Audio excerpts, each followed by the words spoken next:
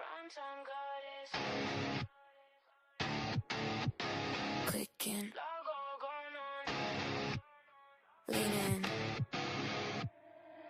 Camera on edge of the seat, she be pouring that pot. Turning the heat, name in her mouth, better come clean. She the real one, cut through the screen. No cap, all fat, yeah, she talk mean. But it's sting cause it's true, she a truth machine. Reality with Crystal Marie. Hey, tune in for the truth, it's that Queen TV. Talking that shit, making it known. If it's going this way, that way she put you on. Reality with Crystal Marie. Hey, every single drop got you feeling that beat. You better listen hard, don't miss a thing. She the primetime goddess, bow to the king.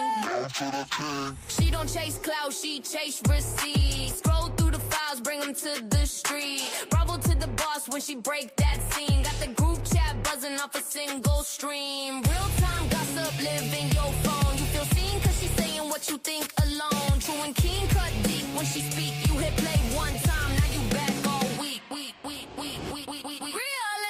with Crystal Marie. Hey, tune in for the truth, it's that Queen TV. Talking that shit, making it known. If it's going this way, that way she put you on. Reality with Crystal Marie. Hey, every single drop got you feeling that beat. You better listen hard, don't miss a thing. She the primetime goddess, bow to the king. Primetime goddess. Clicking. Lean in. Camera on edge of the seat, she be pouring that pot. Turning the heat, name in her mouth, better come clean. She the real one, cut through the screen. No cap, all fat, yeah, she talk mean. But it's sting cause it's true, she a truth machine. Reality with Crystal Marie. Hey, tune in for the truth, it's that Queen TV. Talking that shit, making it known. If it's going this way, that way she put you on. Reality with Crystal Marie. Hey, every single drop got you feeling that beat. You better listen hard, don't miss a thing. She the primetime goddess, bow to the king. She don't chase clout, she chase receipts. Scroll through the files, bring them to the street. Bravo to the boss when she break that scene. Got the group chat buzzing off a single stream. Real time gossip, live in your phone. You feel seen cause she's saying what you think alone. True and keen, cut deep when she speak. You hit play one time, now you back all week. Reality with Crystal Marie. Yo guys, sorry. Hold on. I have to add Instagram still. Hi Lulu. I think it's her name. I should probably go get my glasses. If you don't know who I am, I'm Reality of Kristen Marie, and you've never ever see me this late at night. But I can't sleep. And I wanted to do a mental health check-in. And if anybody's there, let me know in the chat that you can hear me. Oh wait, I already have Instagram. Let me add Instagram on here. Give me 1 second. I can't chew gum and walk at the same time. Anyway, this is usually the Who Started You On podcast. What did I do again? Instagram. Sorry.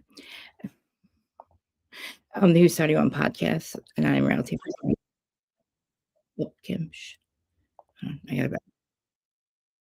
gotta add this live. Hold on. Jesus Christ. Damn, Jesus Christ. Why can't I get it to go? No. Let me just forget it. All right. Live video. Sorry, I got Instagram. But we're going to do mental health check-in because I need it. And I am literally going to drop the link in 2 seconds. So anybody that wants to come up or just chat in the chat, it's fine. You don't have to share your face. Just if you want to talk, I will share whatever I'm going through. And then if anybody wants to tell me what they're going through, that's fine. Or not. I just know that you guys are my people. Oh my God, you're in Australia. Do you know that I want to go to, what's it called? The Gold Coast? Is that what it is? I live at the beach down here in Jersey. And oh my God, Instagram, sorry. I turn it on real quick. And I love the beach, and I literally, we're either going to stay here when my husband retires in a couple of years, or I want to go to South Carolina, but I want to go to the Gold. I think it's called that, but it's like the beach that's gold. All right.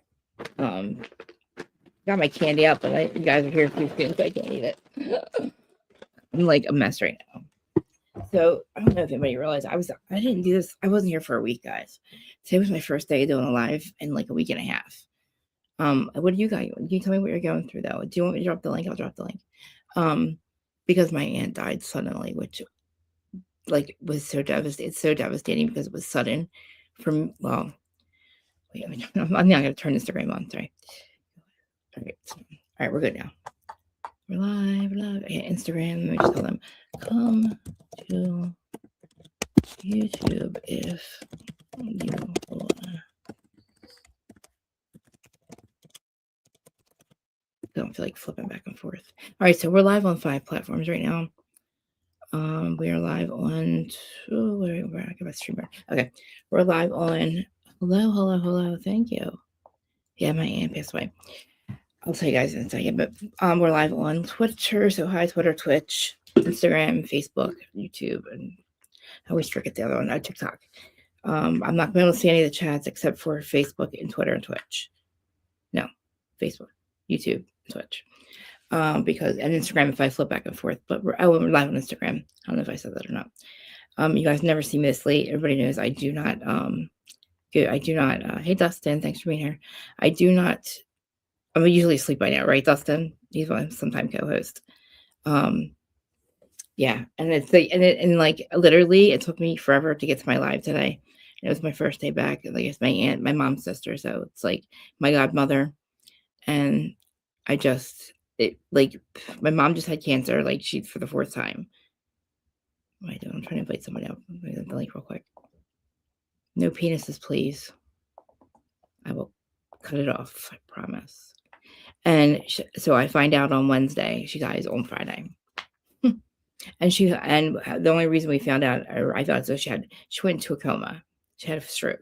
So 1 minute I think she's fine. And she's my mom. My mom just left my dad. My that whole sociopathic thing. My parents are sociopaths, by the way. She went to go live with my aunt, right? So that's like my aunt that I keep telling you guys about, my godmother. She's been in my life, like literally. She's lived with us. We lived with her. Like it's always been, and I never thought of her not being here. I don't know why. My mom was the one who's kept getting sick, and she didn't say anything for the last month. She knew she was dying, and my mom was recovering from really major surgery from cancer, and she's okay now. And my aunt didn't say anything, and she stayed by herself while my mom was at my brother's. And hey, Dustin, to say something else. I can't hear you. I can't hear you, babe. How you doing? Oh, there you go. Okay, I'm okay. Yeah, sorry to hear about your loss. Thank you. It was just so. It's just I'm again shocked. Like I'm gonna be connecting with Ginger, my medium, soon again. I think in like a week or 2, and it's gonna be weird because I know we just had a session like a month ago, and she saw something, and I knew something was up because usually when you're about to die, you will be on the other side for like a month before that. So people have like NDEs will come back and go, well, I saw so-and-so, but so-and-so is not dead. Like, but then they end up dying within like a month or something, right? It's just how it is. So she was saying something and then like she stopped. So I know that she must have seen my aunt. My aunt must have said like not say anything because she started to say who has the lung and the brain cancer. And I was like, oh, and my grandmother did, her mother, my mom's and my grandaunt. You're hurting me. Stop. My grandmother, and she literally died. My grandmother found out a month before she died that she had brain and lung cancer. Dies a month later. Same thing with my aunt. Same fucking thing. Her daughter. And it's like within like, I don't know, it's like the last 15 years. But like, hey, thank you. First of all, thank you guys for all fucking being here. Seriously. The intro song is Diego's song, the one he wrote me. Everybody, seriously, thank you. Like, I'm glad that I said something in the chat because I was like, nobody's going to know I'm live because nobody expects me to be live this late. I'm going to go on all the platforms, but it's going to be like, nobody's going to know I'm live. But thank God I said something because I always say, like, Dego's community is the best. Like, you guys know the true crime. If I'm not over here with you guys in my safe little Bravo bubble where, like I said, it's safe, where I'm not, where it's safe. I'm over on Dego's channel in the true crime community where I'm not even going to say my opinion anymore because it won't I'll look like a flip flopper. But anyway, I'll just stop right there. But anyway, my aunt died, and so that's been crazy. But and Dustin, how are you? By the way, bud. Dustin, I'm Yeah, trying I'm to. not do. I'm not doing.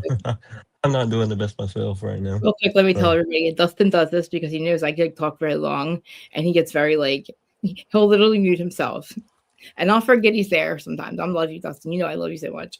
And I then love like, you very much. and then I have to like come back down for air, and I'm like, oh wait, let me get my EpiPen. I like get done flipping out about Teresa or something, and Dustin's like, I'm Yeah, just listening. I'm like, sorry, Dustin. He's like, I'm just listening. I'm just here to listen. yeah. Good fucking But friend. let's What's up? see.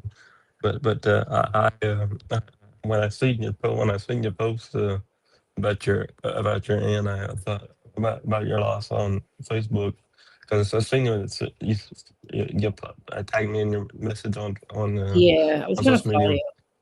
you, And, so but I thought I thought maybe something. Yeah, I could tell something was up. You know what I mean? Because I'm the type of person I can feel it. I can feel when something's changing. So that's just how I am, Krista. That's how I am with anybody. So you know what I mean? So yeah, I but know, I really do.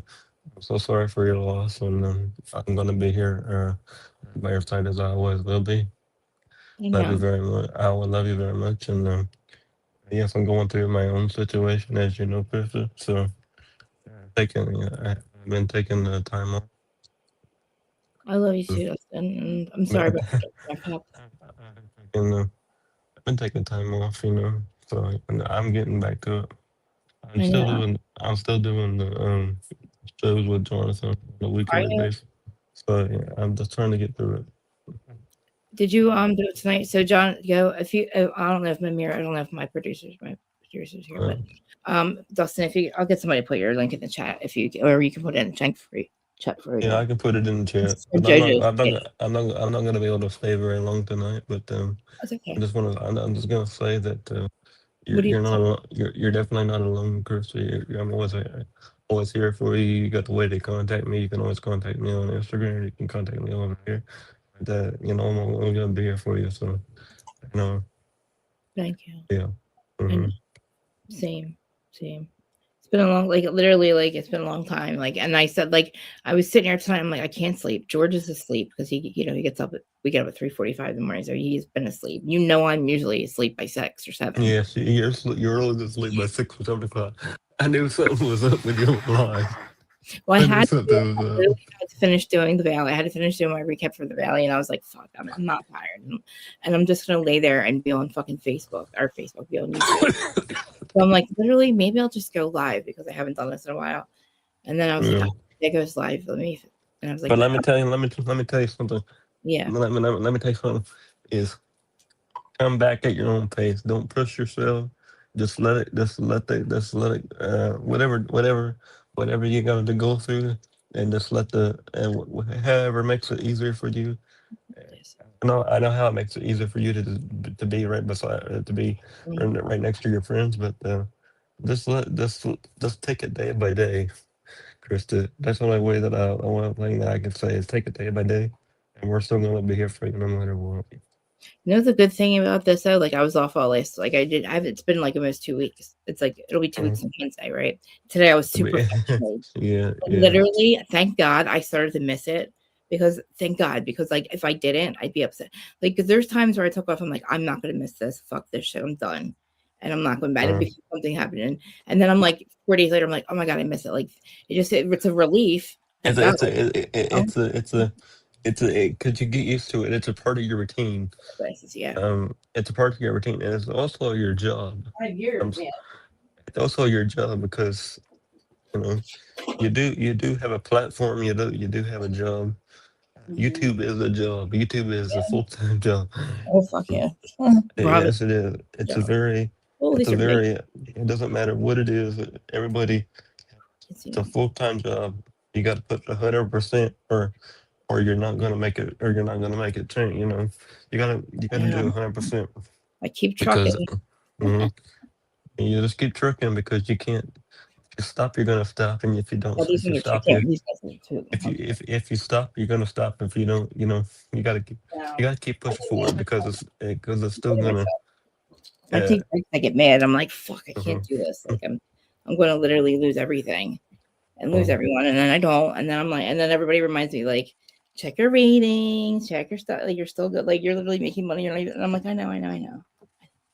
But Andy hates fucking me. Like hates for some reason hates us. Like I don't get it. So we get no respect at all.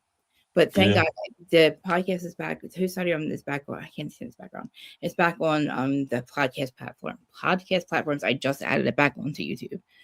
I mean, yeah, the link's on YouTube. So you can follow. Please rate it because literally I just re-added it. So like it's not the one, it's a different link. So I took it off before and then me and Aaron started this season of Rhode Island with that one. So it's over there. So Mhm. Dustin is over on Spotify. It's getting there on Apple. Apple gives you have to wait like 48 hours if you take it off and start over. So I had to wait, like I had to give my RS feed and start over. So it'll be on Apple Podcast again. But Yeah. I switched the links. I have the new link. But yeah, so that and also everybody that doesn't know, I'm live 3 days a week, Monday, Wednesday, and Friday. It's supposed to be at Mhm. 12 o'clock, but I didn't make it till like really late today. And that's just because I fucking can't.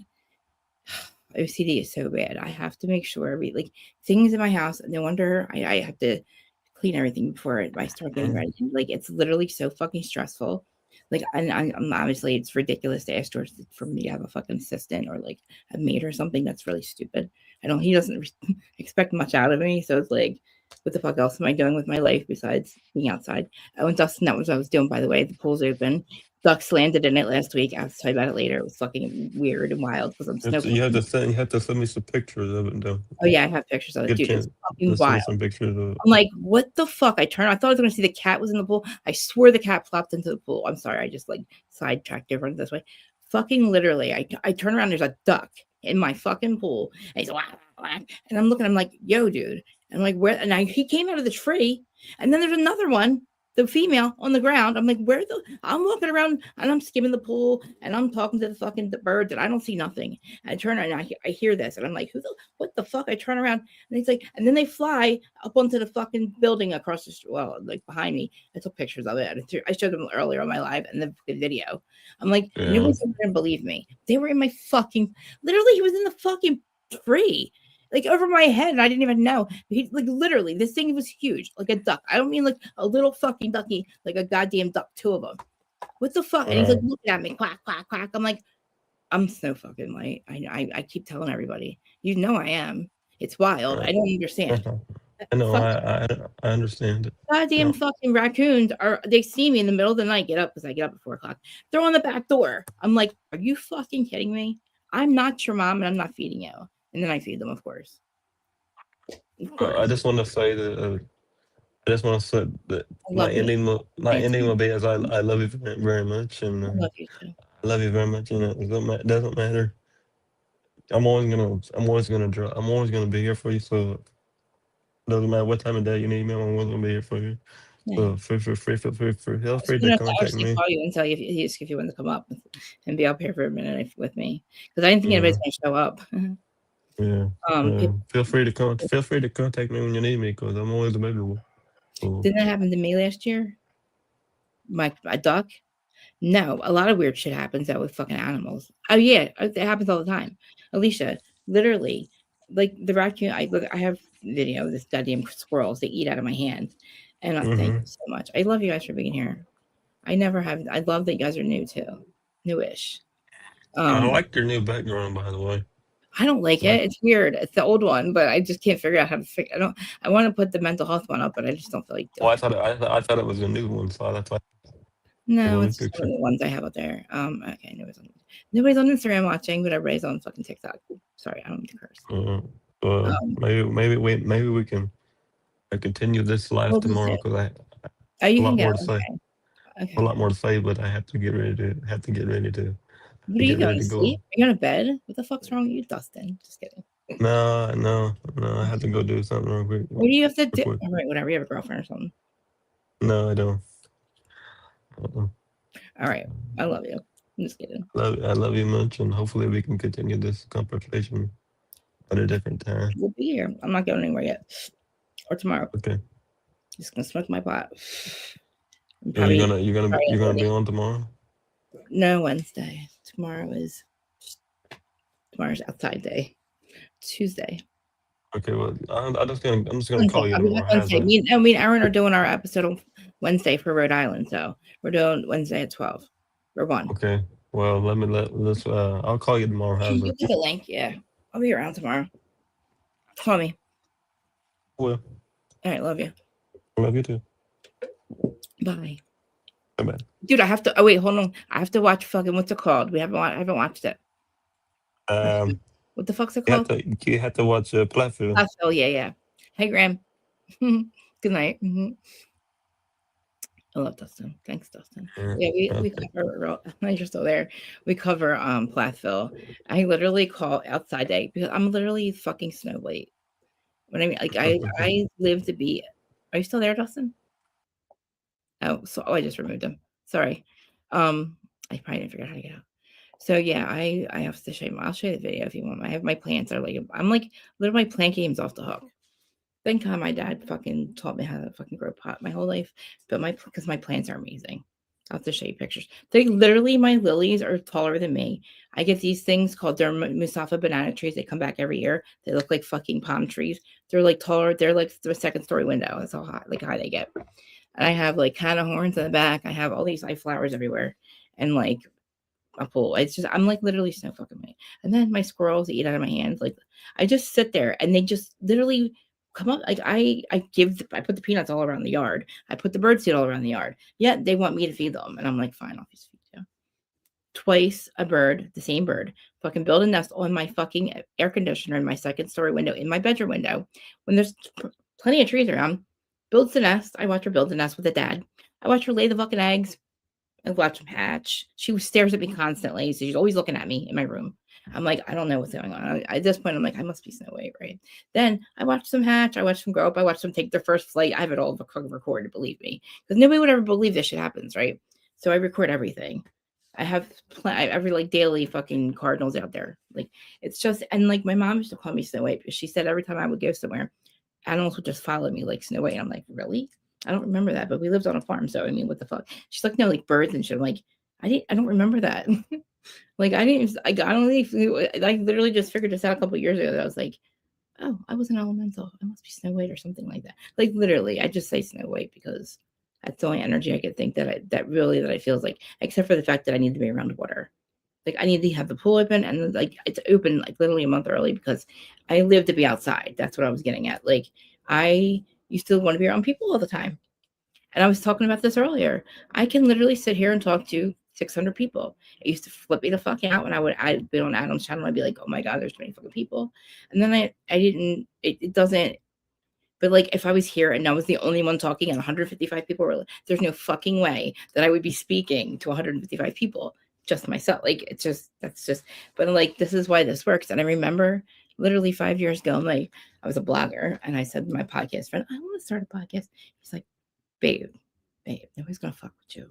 I'm like, what do you mean? He goes, you're the angry blogger. I'm like, I am? I'm like, he's like, you need to literally go on YouTube. And I'm like, I don't want to go on YouTube. I'm like, yeah, go on YouTube. That's for losers. I thought YouTube was where I learned how to fucking, like change my oil. I didn't realize what YouTube was. And then he's like, yeah, meet my friend Adam. And then the rest is history. I was on my friend Adam's channel for a year and a half. And they dumped me and left me by myself. I didn't think I could do it by myself.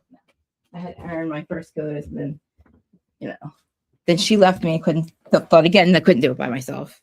And here we are, still here by myself. But, I have friends that my co-hosts, people I call them, we'll say guests come up usually and do Whose Side Are You On With Me. Aaron does Whose Side Are You On With Me we're supposed to do it on Fridays, but since I've been off for a week and a half, I can never sit still because my anxiety is really bad. I literally, we usually do on Fridays, but since I was off for 2 weeks, I can't wait to do it with her. So I need to put an episode up. So I did Summer House by myself in Valley today. It was fun. And then I talked Bravo shit. That's live. That's up there. But I was super fucking late. But my people were here. And you guys are here. And does anybody want to come up? The link? I dropped the link. I don't want to talk about me. I'd rather somebody else talk. I feel like I'm always talking about me. I'll hold space for other people, because I mean, what I'm going through is the same shit I'm always going through. It's just I hate to say, because I really don't believe it anymore.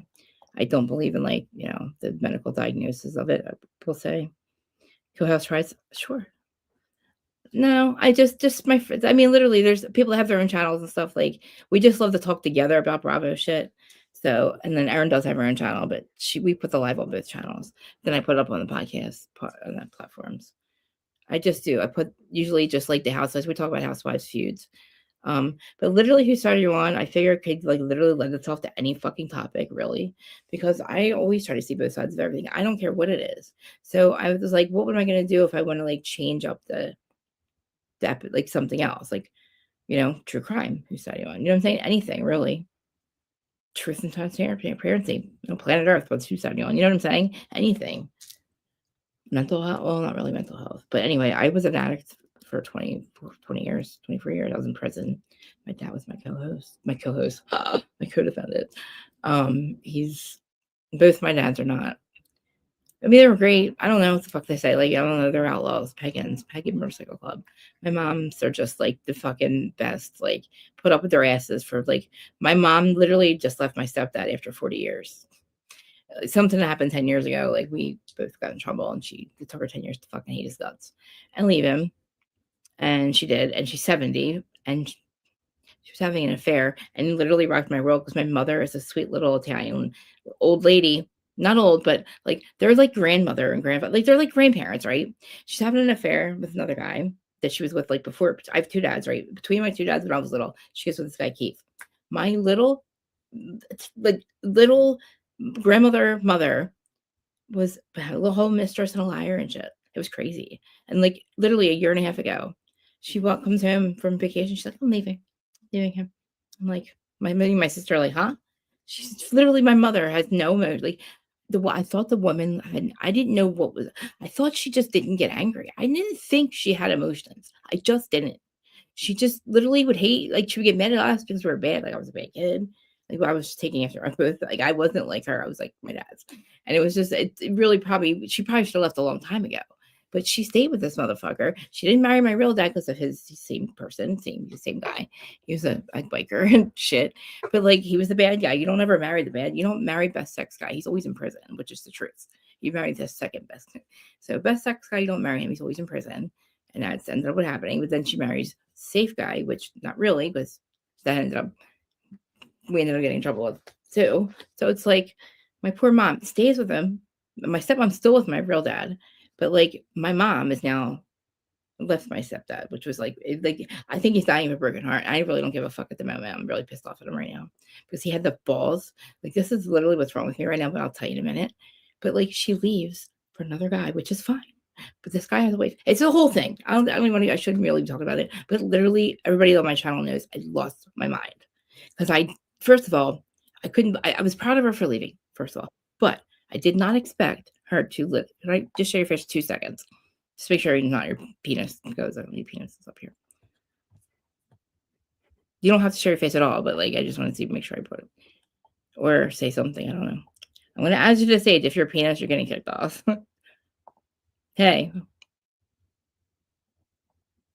I think you're muted. Hello? Okay, we're not going to do that. If you want to try coming back in again, I just need to see your face. Other than that, I gotta kick you out. I don't know how you came in through Spotify. That was weird. So that's what happens when I put the StreamYard link there. But which rocked my world. I felt bad for my stepdad for a little bit because he's such a narcissist that he doesn't understand what he did. And thanks. I'll share your link if you like. Thanks. I don't know if you have music or what on there, but whoever this is, you can follow their link. Thanks. Yeah. Anybody else that has this channel, please. I don't care. I want anybody to share their or platform your thank you. Platform your content, whatever following you have on my chat. But yeah, so that happens, right?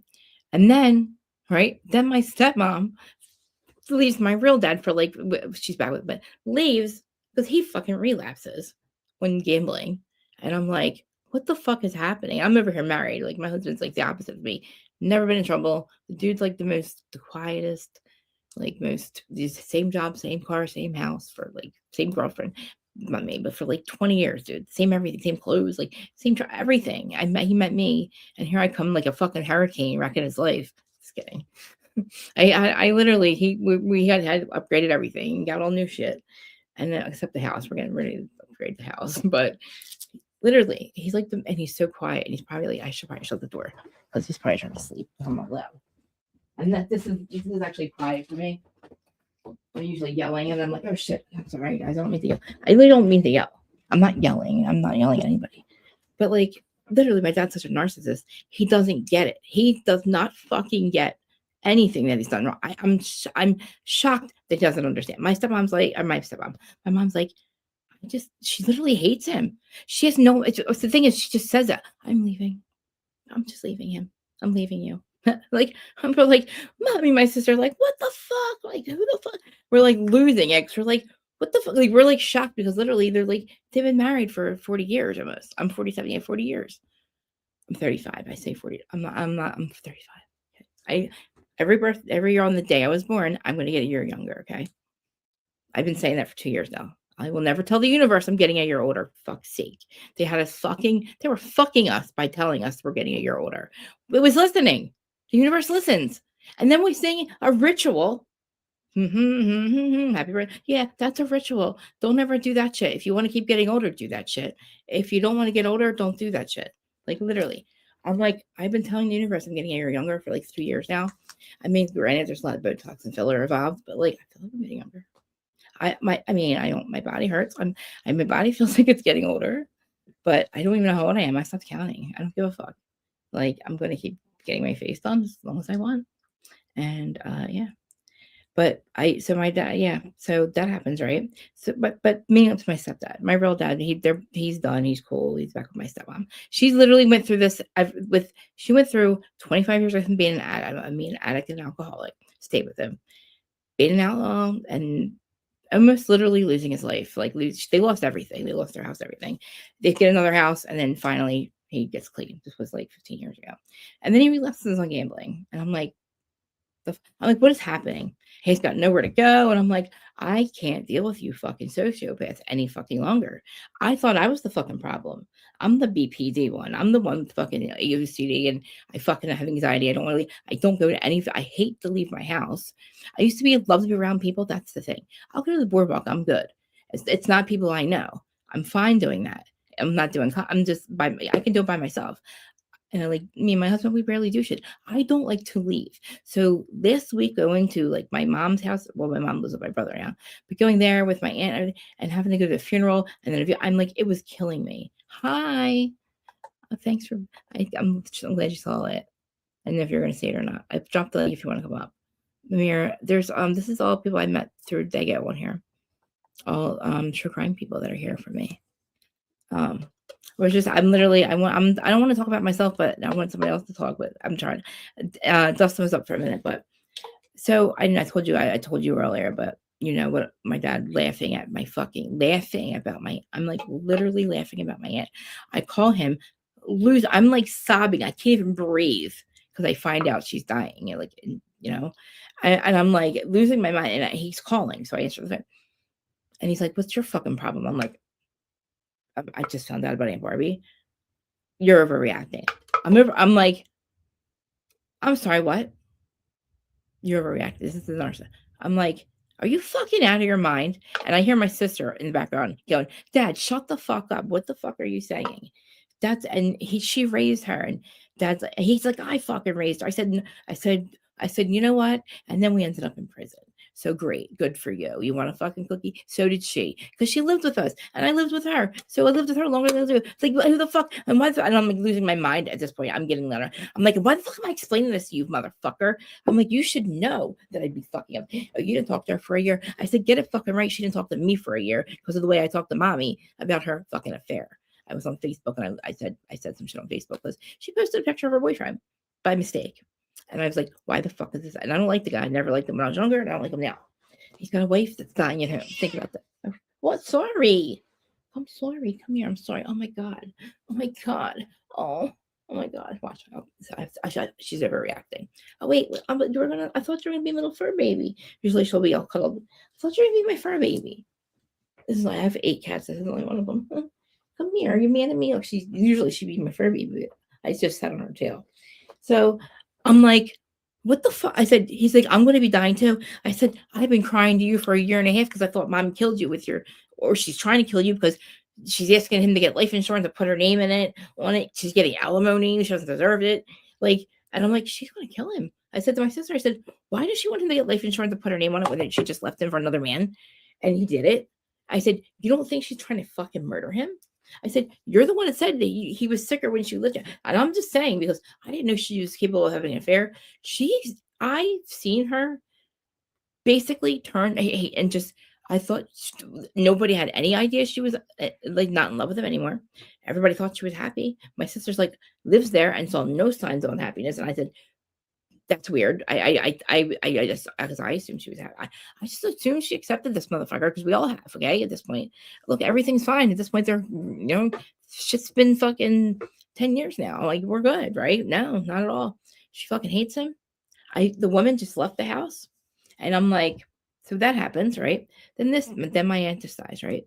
And she must be really pissed at my fucking dad and I have to say my sister for some reason, and first of all, my dad didn't call her for like 5 days, right? And I find out that was a lie, but it doesn't matter. He calls and my mom's just, I talk to him for like 2 seconds. I see her look, she looks so fucking angry and to my sister for some reason. And I'm like, holy shit. She is really like, I don't know. She's only seen her mad at me 3 times. Okay. Where this like mad at me when she kicked me out of the house when I was literally hitting rock bottom. I deserved it. She was done with me and I deserved it. And with my dad and with my uncle a long time ago when he did something. And I'm like, and she and I don't know why, like, I don't know what's going on, but I see my aunt dies and I know my mom's devastated because she's, it's her only sister. That's who she's living with when she, like I said, just left my dad. And it was so quick. And my mom's literally just getting over it. She's still getting over it. She just got out. She had surgery, literally had her jaw removed. She had cancer again for the 4th fucking time. 2nd time she had the same surgery. And now 3 weeks, 6 weeks later, you can't even tell anything was ever wrong with this woman. She has bounced back twice now. And my aunt was sick for the whole month. My mom was recovering. Didn't say anything. And it devastates me. I'm devastated. That's why I made a session with my medium in a couple weeks. Because I'm like, I said, I know she saw my aunt. I could tell. Because and then before the session's over, my guides and guardians are like, everything's going to be okay. I'm like, the fuck do you mean? Last time you said that, I stressed out for 6 months and my parents got divorced, all of them. And now you're telling me, and then my aunt dies. I'm like, we're having another session. I have some things to say. Good night. I love you. Thanks for being here. If you're leaving. Sorry, I'm not paying attention to things. Yeah, they're horrible. My dad, look, I thought I was listen, I didn't know what that was. I didn't understand what that meant because I grew up with him, right? Me and my sister were always bad. And so was he. Like, we had reasons for him to be a dick. He was always right, in my opinion. But I knew he had tunnel vision. I didn't know what gaslighting and narcissist meant, right? And then I ended up with one before my husband for like 20 years. And I'm like, whoa. I remember one day, 8 years later, I woke up, I'm like, what the fuck happened? Like, I didn't understand because I was 15 when I met him. So he wasn't really like that. 15, you don't really like, I don't know he was always controlling, put it this way. But a lot of shit happens, right? He gets patched in. I tell him not to. I don't marry him. He marries somebody else. I stay with him anyway for 20 years. And he's a fucking outlaw. He's in prison right now for life. Like, see what I mean? This is why I didn't marry him. At 18, didn't want to marry him. I said, you get patched in, I will never marry you. And this is motherfucking why. Because he ends up in prison. I didn't want my husband to end up in prison one day. I'm not dumb. I'm not my fucking mother. I wasn't going to be my mother. And I never was. But you know what? I was because I ended up being with him anyway. Like a fucking idiot for 20 years. And I'm like, why am I? He's fucking married and she doesn't give a fuck. She just knows who I am. It was weird. Her and I have never had an interaction. We still don't even fucking, but never, ever, ever. No problems ever. It's the weirdest thing ever. I don't even understand. I don't even get it. Whatever. I shouldn't even be talking about this, but he's in prison for life because he shot up a house. Like, he comes to find me after like fucking, I don't know, like a couple years ago, and I'm like, what the fuck is happening? Leave me alone. Like, he acts like he accidentally fucking driving down the road, accidentally asking for directions. I'm like, I see this Mustang, and I'm like, oh, somebody asking for directions. That's 6:30 in the morning. I got my coffee. Who the fuck could it be? Who the fuck would I ever be? Who in the world? Like, the random. Okay, and I see, and in my eyes, I see an arm, tattoos, and I'm like, nothing registers yet. And I start to look up, and I'm like, I see Peg at 1%. I'm like, and then I see his face, and he goes, holy shit. I said, holy shit. He goes, get in the fucking car. This is 7 years. I haven't seen him. I thought he was in prison. I didn't know he got out. And why are you driving around my neighborhood? He's like looking for directions, and I randomly finds me. I don't know. He said it was my mistake. But anyway, that happens. And I'm like, this is wild. Because again, got over him, married to somebody else, respect my marriage, love my marriage. Like, so I talked to him for a couple of days, and that's it. And he ends up weeks later shooting up a house for some reason. Well, not for some reason. He was on meth and fucking Xanax because he gets out of prison. He thinks the meth is the same as it was before he went in prison. And again, hated me for being an addict, right? He always told me I was a junkie because I took needles in my arm, right? And I found out this motherfucker was an addict the whole time. That's not neither here nor there. It doesn't really matter. But he's on meth and gets all fucked up. And he goes, and he was getting in trouble for a RICO case. And he found out where the guns were. He knew where the guns were, and he knew it was ratting on him. So he takes a gun and he shoots up this fucking house. Nobody gets hurt, but he goes on a fucking run, and they're chasing him. And I'm watching this. I have to the news, fucking news, fucking manhunt.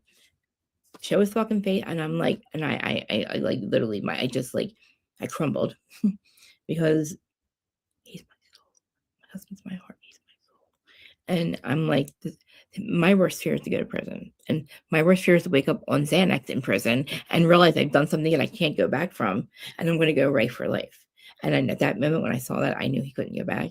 And he's on them, and he said to me, I would either have them shoot me and kill me, or I'm going to kill myself in prison.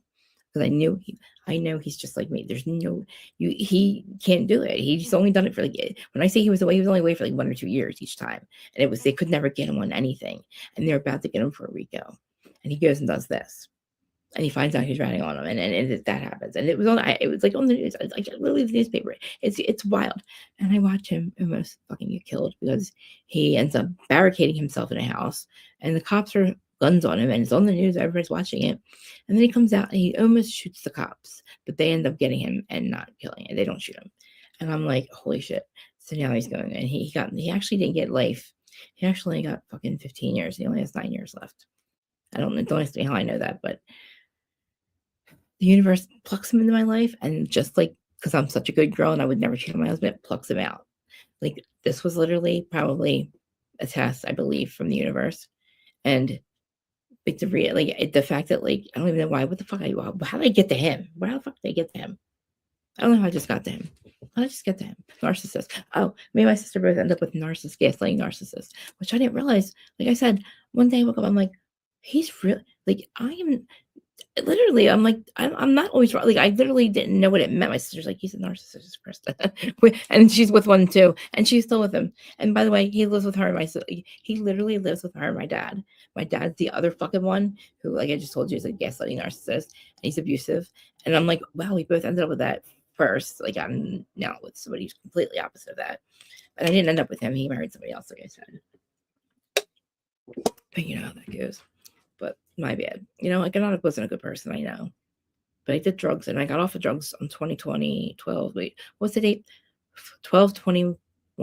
No, god damn it. 12/22/12. I always forget. I can never say it. 12/21/12 I overdosed for the 4th time in 6 months and died. This time it was bad. This time it's fatal. And thank God the people I was with drove me to the hospital. They realized that I fucking was out. Because the dude shot me up and was driving my car. And I go out. And I was so fucked up. And I should have never did it. And he said to me, don't do another one. You can't, don't do another one. And I'm like, shoot me up. And I literally, I don't remember anything. I just go out, and then I wake up and I'm like, I'm in the hospital, and I don't realize what's happening because I'm no clothes on. I had the warming blankets on me. And I'm like, and I'm cold. And I'm like, starting to come to it. And I realize, oh fuck, I overdosed. And I started to like literally, I don't know what happened. I started to laugh. And I don't know what I was laughing at, but the ladies had the fucking crash cart. And she goes, you think this is funny? You just came in here dead. You were dead. We had, and that Narcan was not around back then. It was at the hospital. They had Narcan me twice. And then that happens. And I look over and I see a cop with my purse. And I know, and I realize I overdosed. I don't know where my car. I'm like trying to figure out like I'm like, okay, I overdosed. And I'm like, fuck. And I'm like, oh my God. And I know there's enough dope in there, and that literally could put anybody in prison, but especially me. I'm on fucking probation at the time, and I'm on parole usually, but on probation. And I'm like, I'm fucked. I am so fucked. I just overdosed. My parents are gonna kick me out. I'm gonna get now. I'm gonna get a charge, and this dude's got my. And I'm like, but this dude, I call him the Earth Angel. Okay, this cop that I had never met him before in my life. He somehow knew who I was. I don't know. I guess he was there when I overdosed a couple times. He comes over and he sits. He's looking at me. He goes, "I just threw your wax baggies away, and I'm gonna and I threw your pills." And he's like, "I'm gonna charge you with one Xanax, and I want you to get clean." He's like, "I will give you 90 days. You come to court clean. You stay clean." He's like, you provide proof. You go to sit down, you provide proof that you get fucking clean, and I will drop the charge. I was like, yes, sir. And I was like, are you serious? Like, I couldn't believe that he just said that to me. And I literally was like, and I'm like, holy shit. Like, and I did. I didn't leave the hospital. I went right to crisis. Then I went to rehab. Then I went away. I had to go away because at the time I was like, I wasn't running on like my probation, but I wasn't doing what I was supposed to. And I knew she was going to charge me. And I knew that like I had to like turn myself in, but I had to get clean first because I'm not at that time they didn't give me Suboxone in jail, and you know, I had to go to rehab, and I needed to get my head right because the fuck if I'm going to go away first and then try to get clean, you know what I mean? So that it literally in 20, if that was 2112, I did not know the significance of that date for like 10 years. We'll talk about that later, but I died, came back. Don't remember that, but I do know that it happened. I knew something happened. There was like some kind of reset walk-in thing. That's a whole other episode. But I remember so it's been like 14 years now, and I know every year it just like I felt myself changing. Like I don't want to say it's weird. Like it's like appearing that like a 36-year-old got her shit together finally, so no big deal. But to me, like inside, like I was changing. Like I just was getting more. I guess like I don't know. The want to be high went like away really quickly for me for some reason. Like it never did before. And I mean, I went to rehab 17 times for other motherfucking people, for my family, for the courts, for my husband, for people, not my husband, but my ex. Like I was always going away for somebody else, and it wasn't for me because I didn't want to get clean. I didn't want to be I didn't know what it was like to live life high. I mean, not high because my adult life, I was fucking I just was, I don't know. I didn't have peace of mind. The way I lived my life was just, I always had a court case. I was always worried about that. I always was trying to fucking figure out how I was going to fucking get high or not get high. I was always like, making money. And then I would like I made so much money that I would spend it all on drugs. And whatever, pay my car back. I was in a mortgage company. I was working for my dad. I was in a mortgage company. I was doing all kinds of things, but I'm getting high as fuck all the time. Like I didn't go without oxys or coke for like a long, long time. And for a long time, it works. It really works for a long fucking time. And then it doesn't. Like drugs were the answer to my life for like 20, I'll say 15 years because I had anxiety. And at the bars at 21, they're no fun if you can't be around people. But I like to have fun. So the second I took a fucking Percocet, I was like, holy shit, this is the answer to life, and here's my personality. And from that fucking night on, I never went out without a fucking pill. Without pills, I ended up on oxys. There were Oxy 80s at the time. They ended up being the last time I did them, they were $40 a piece. And like I had a fucking blast in my 20s, my 30s. I did because I was out, I lived at the shore, so we had shore houses. I would always run shore. Like I had a blast, and it worked for a long time until I started smoking fucking crack. One day I tried dope because I didn't have any oxys, right? And this motherfucker that introduced dope to me also told me about crack. And here I go. I'm doing fucking pills for 20 years to fucking be out in public. And here I am for a fucking 7 years locked up in my room, fucking paranoid. Stop thinking my ex is climbing trees and shit. Like, what the fuck? And, I I seemed to like my looks were starting to go at the time. I realized looking back on my first episodes, like first episodes on here, I look like a fucking crackhead. I knew I was clean for a long time. I was clean until it's been 5 years. I was clean for a while, but I had to get a lot of like I was definitely starting to look like a junkie, and I don't know how because I haven't done any drugs. The drugs that were killing me, and like I said, since that date, like I don't smoke it, shoot it. I don't smoke it, snort it, or shoot it. You know what I'm saying? I haven't done that shit. I haven't done anything like that. And it's like, but it took a long fucking time. I'm still not right in the head. Like I went through, I don't know how people say I don't know how your life. I don't know. My life was the same all the time. So it was always like chaos. And then I created chaos in my life. So I'm always, my ex is always going home to somebody else. So I'm home wanting to get high, but then I'm during the day, I want to get high. Nothing was fun without getting high. And I don't mean high on fucking weed, high on pills. Like I had no fucking personality. And then I was like selling mortgages. So then it really brought my personality out. Was I really did good? I was good at it. Like come to find out when I'm like comfortable around people, like I can do this because there's new people around me. Like I said, fuck if I'm going to talk to 159 people about my life. I wish somebody would come up here and talk about their life, please. Because I hate talking about myself. But literally like I don't know how I survived because I think back, I'm like, wow. Like for a long time, because me and my sister were such fuck ups, I was worried about people coming to kill us or drug dealers or somebody comes on somebody. My sister's always having fucking pimps and prostitutes in the house. It was a fucking wild my parents are like in a room, I don't know, sleeping, and then my sister's we're having fucking all kinds of motherfuckers in and out of the house. And I'm always worried about them. And not that we were doing anything wrong, but like, who knows, dude? My sister got jumped twice. Like in Camden, like I live near Camden, so it's like that's where we got our drugs in Patterson, New Jersey. And she almost got killed twice. And I'm thinking, like, and then there's people like, that we stopped dealing with. Though it was just, and then my dad, and then my house gets raided on Thanksgiving, and we're like, holy shit, he's fucked up too. Holy shit. My mom's like, oh, and that was for like a white collar crime, and it was like, things that like my family doesn't want me talking about, so I should probably stop because they could be watching Instagram. But things happen, like and like literally we've all been literally my uncles are all out of prison. My dad, we've all been sober for a long time. Like I've been sober like 14 years. My dad's been sober for 15, except he's gambling. My uncles have all been sober for about 10, 15 years. They all got back. It's like weird, like back with their wives. My aunts that they were with when I was like younger, they all left them. My uncles, their wives actually left them, but then they all got back together. And like, it's like weird, like they're all being grandparents together. And then my parents all get divorced. Only two of them now. The other two got back together, but it's like, what the fuck? And like, I'm telling you, every time I have a session with my medium, she's like, everything's going to be okay. And I'm like, what the fuck is going to happen? Last time you said that my parents got divorced, and then you said to me again, and my fucking aunt dies. Like, lady, now I love her. I'm just saying, like I said, Ginger, we have to have a pro. She's like, what? She's like, I know. I put you in already. I'm like, we need to talk. She's like, I already know.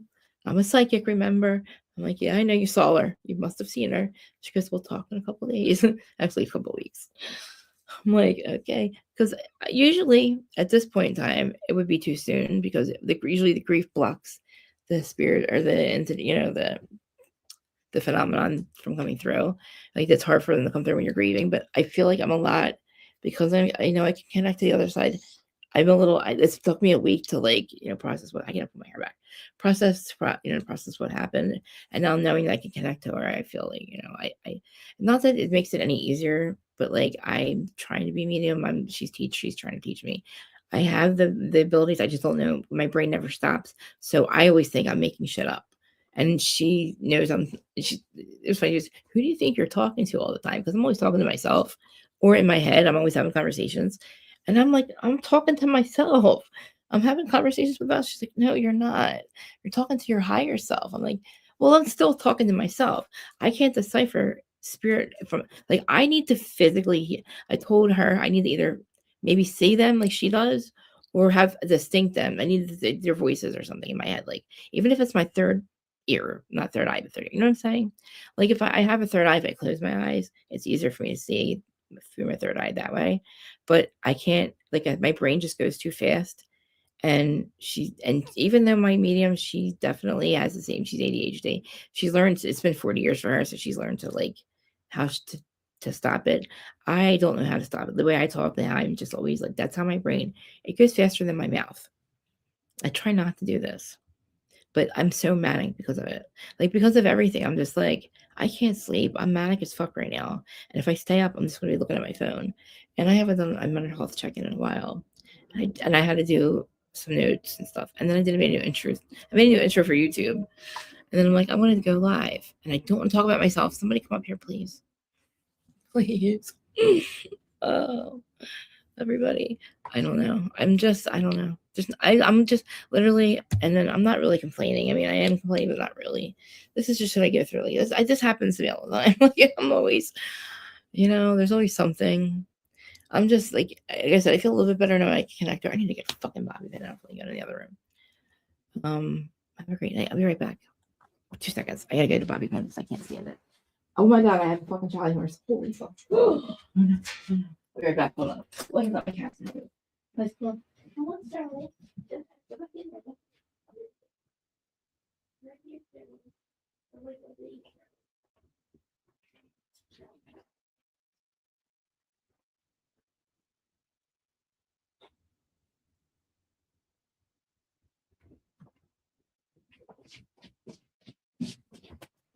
Hi, say hi to everyone. That's my baby. She sleeps with me all the time. She's like, Mom, what the fuck you? She wants me to get in bed, but I'm not going to bed because I'm not ready to get in bed. She wants me to come up here. So, yeah, I don't know. I've been diagnosed with, like I said, some things, but like I don't really believe in it anymore. I believe it's a fucking star seed issue, if you ask me, personally. In my understanding, it's because I'm the first time being human. First and only time ever being human. That's actually not normal. Usually, yeah, humans have incarnated 200 to 300 times by now. I've never been human before, but until now, I kind of knew that already, but I couldn't really prove it because fucking who the hell knows they're talking straight? Like who knows? Like what who thought? You know what I mean? Like I don't know. Like I didn't really I dealt with aliens when I was younger. Don't know. I don't really remember why. I know I've always felt this weird like homey feeling, and I've never been able to explain this emotion because I've never felt it before until I felt it when I was younger, and then again when I was older. I'll tell you, like when I was younger, I remember. Look, I don't know. I made my dad take me to CET 18 times. I don't know why, but I got this like emotional like home feeling. Right, I never felt before. Then I remember looking for UFOs in the sky. That's it, and that's all I remember. Like, and then I go to kindergarten, right? And I feel that home feeling it when I'm looking for UFOs, never seeing one, right? Then I go into kindergarten, right? And you know how they go library class and they want you to pick out a book to read? Well, I go for like these UFO alien books. I don't know fucking why. I don't remember ever like, but I got so when the thing is I only felt comfortable reading about that stuff, which is weird. And then after that, it went away because I do believe the GATE program, the Gateway program, they must have seen what I was reading. I really think they knew that I was either going to be like telepathic. I don't know what, but like the fact that I was looking at alien books and they literally must have like done something because I was in that program. And I also remember them giving us fluoride in school. And I just remember that they must have made me not like want to, like, I don't know. Like I always used to say to my mom, something's wrong with me. Like I just never felt happy. I also went through a lot of chaos. Like she tried to get us away from it. And she kind of did with my stepdad because he appeared to have everything together for a long time until my moms were always the ones that were stable. They had the good jobs, right? They had to have somebody my moms and my parents have always hated the government. I've never been vaccinated. I don't get sick. I've never had COVID. I don't, the only thing that's wrong now is I have a heart murmur since yeah. I can't remember, but it's not. But like my mom, they never believed the vaccines or anything like that, and I've never been sick. So they were always right about everything. We never paid our taxes. Me and my dad. That's one thing. So they never taught me to appear to be in line. I guess I didn't realize that part because I just said fuck this shit. I'm not giving my commission. They have my commission check to the fucking government because I hate them and I don't trust them. And I have fucking bipolar or whatever they say I have, whatever, you know what I mean? And they're drugging me, whatever. And I never wanted to be on anything. I never wanted to be on lithium. And then my mom always, my mom really didn't believe that either. But I said to her, like, I needed something, and I decided not to do naturally. I don't know why. But I went on lithium at like 17, and I stayed on it until a couple years ago. And to tell you the truth, motherfucker, I didn't really do much. I stayed an addict. That didn't help me there. That's a life lesson I had to learn. I know that now. Like, I chose to be an addict. I chose mental health. I chose this family because me and my uncles were all addicts, and we were all in trouble. And then we got it. My grandparents died when I was really young, which the picture behind me, devastating to me. I've only been devastated twice in my life with my grandparents and now my aunt. But so, like, second to that was my grandparents when I was younger. My dad's parents. They died and left my dad and my uncles really young. They were all married with kids, and they lost their parents at like 25, 26, and 27. And life got really fun. And we were just fucked up for about 20 years after that. And I kind of blame that, but I don't. Like, it was horrible. It was devastating. My grandmother was 47. My grandpa was 53. And she got so depressed. Like, same thing. My grandpa has a heart attack. She gets really depressed. He dies. 53. She gets so depressed. She finds out she has cancer 2 years later. Doesn't do anything about it and dies. And she was like my mom, basically. Like, I was the first grandchild. And, me and my cousin Erin are like about the same age. Can you sit on my lap, please? Nobody wants to see your ass, mom. Please sit on my lap. I don't like it. You want to come up here? Come on. Hurry up. Come on. I don't have time for you to stretch. Come on. I'm doing a show. Come on, we're doing a show. You can lay on me. Let's go. All right, I'm not. All right, come on. Just come on. Lay on me. Come on. Come on. You can lay on. Come on. Give me your feet. Come on. Oh, all right. Come on. Come on. All right. Stay right here and we'll talk right here. All right. Go ahead. We sleep together tonight. Okay. So I've only been devastated twice in my life. Once with my aunt and once with my grandparents. Okay. All right. Are you okay? Put your leggings up. Put your leggings up. Okay. We sleep like this, so she's gotta sleep with her. She's not used to being in. She's not used to me being in here. All right. I'm gonna go closer so they hear me. You're okay. All right. So literally, like, I don't know where I was getting at with that. What the fuck was I talking about? I don't know, my grandparents, but like, just, I don't know what I'm saying. I don't know what I'm talking about. Yeah. Anyways, and my dad's family. Like, I'm just like them, basically. Mom, you gotta put your legs in my arms. There we go. All right.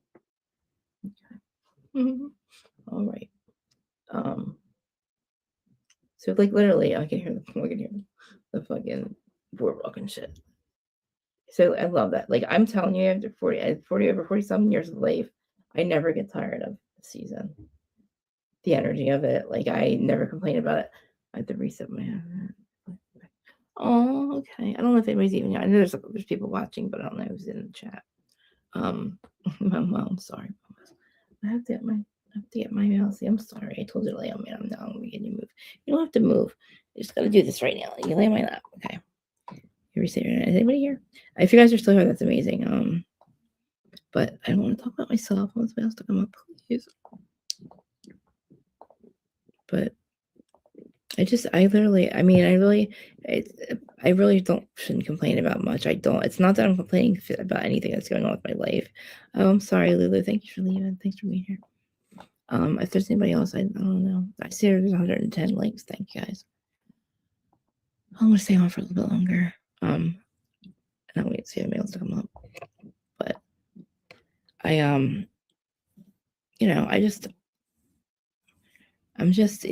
struggle. Like, I have to be an adult sober, and it's like that really. I know I smoke a lot of pot, but like sometimes it's just not enough, and I just, it was really rough. It's hard for me. Like, first of all, I'm getting to get out of the house. It takes me forever to get ready. My hair takes fucking forever. That's why it's a process for me, but it's fine. I do it 3 days. Like, it kind of gives me something. Like, if I didn't have this to get ready for, I probably would never do my hair makeup ever again. So but then having to do it, like, it's a process, and then it's hard for me to get out of the house. So like I'm going to be sad at my mom where my mom is, and it's not that I don't like I love my family. They're not far away, and they were all supportive of each other, but it's really hard for me to get out of the house. I don't like being away from my cats for long. But I knew I had to be there, and I tried. It was hard. It was rough. And then I tried I took the weekend. I cleaned the entire house because it makes me feel better. I did outside, and then Monday came really quick. So today, just, I'm going to try on Wednesday to be on time. I have to for Erin. So if I have to be off camera, I'll be off camera. But it doesn't matter. I get up at I can't get up any earlier than I do. I'm already up at 3:45 in the morning, And then George, he's been sleeping for a while. I should probably lower my voice. I should probably turn the TV on for him. But I want somebody else to come up. I love you, Mama. I love you too, Mama. I hope you come back. What time? It's I'm up at 9 your time. What time are you? I don't know what time it is there. I know you're not here anymore, but is it? Yeah, I'm still live on Instagram. Okay. Well, anybody wants to come over here on Instagram? Because I'm looking at the comments. If there's any comments, come over to YouTube, guys. I don't know if there's anybody left in the chat, but it's fine. I'm just talking. Let's see. There's people watching on Facebook. I just can't see who it is. Oh wow, there's people watching on X too. Hi X people. Appreciate you guys. I mean, seriously, like I'm not being. I don't know how Spotify. It's cool. I don't know. I didn't realize that Spotify. Oh my god, I didn't realize they did that. So Spotify also records these episodes. Is that what I don't know how that. I don't know. It says somebody's watching on Spotify. Right? That's weird. On Spotify. Okay. Well, that would be nice because it's not that hard. I remember I thought it was gonna be so hard to get it uploaded to that without having to pay somebody to do it. It took me 3 seconds. I'm like, oh, this is easy. It even did Apple for me. I'm like, oh, thanks, Spotify. And then Spotify, I can do my face. And that's what I was talking about earlier. Literally, I go down and look what I do. I started to talk about literally how I wanted to have a podcast. And that I appear to be the angry blogger. I go down a whole rabbit hole of like my whole life. I'm such an asshole, guys. I was talking about my attitude. Like when Zach was like, you can't be a podcaster, you're the angry blogger. I'm like, no, I'm just toxic communicator. I love everybody. I'm tough love friend, but it doesn't translate well in like if you're blogging, if it's just my words, right? If I'm just typing it text. That's why people always think my texts are mean, or they think I'm yelling at my co-host, and I'm not. I'm like Baze. I don't know if you guys know who Baze is. So there's a guy Baze on YouTube. He's basically I gotta get Jacqueline to listen to him. He's from Long Island, and I gotta figure out from where. There's like different parts of they have different accents on Long Island. I need her to listen to him yell. He was talking about he literally he's on a panel and they got him on the episodes. I mean, they got him on the topic of the Epstein files, and he just starts fucking. And I'm like, and he's just saying how he feels, and I'm like, holy shit, that sounds like me. And everybody, it seemed like he was yelling at people, and I'm like, I get it now, but like I get him, but I know he's not yelling at it, and I know, and they know he's just worked up, and you guys know I'm just worked up. But sometimes when Jacqueline's like, Krista, you are yelling, you yell at me, and she's like, you talk to me like my mother does, and I was like, when Jacqueline said that to me, listen, honey, I was like, dude, and I say it all the time, guys. I'm not yelling at them. I'm just fucking triggered by some things people do, and I just go off, and then I say fuck a lot, and I get really loud. But I'm not yelling at you guys.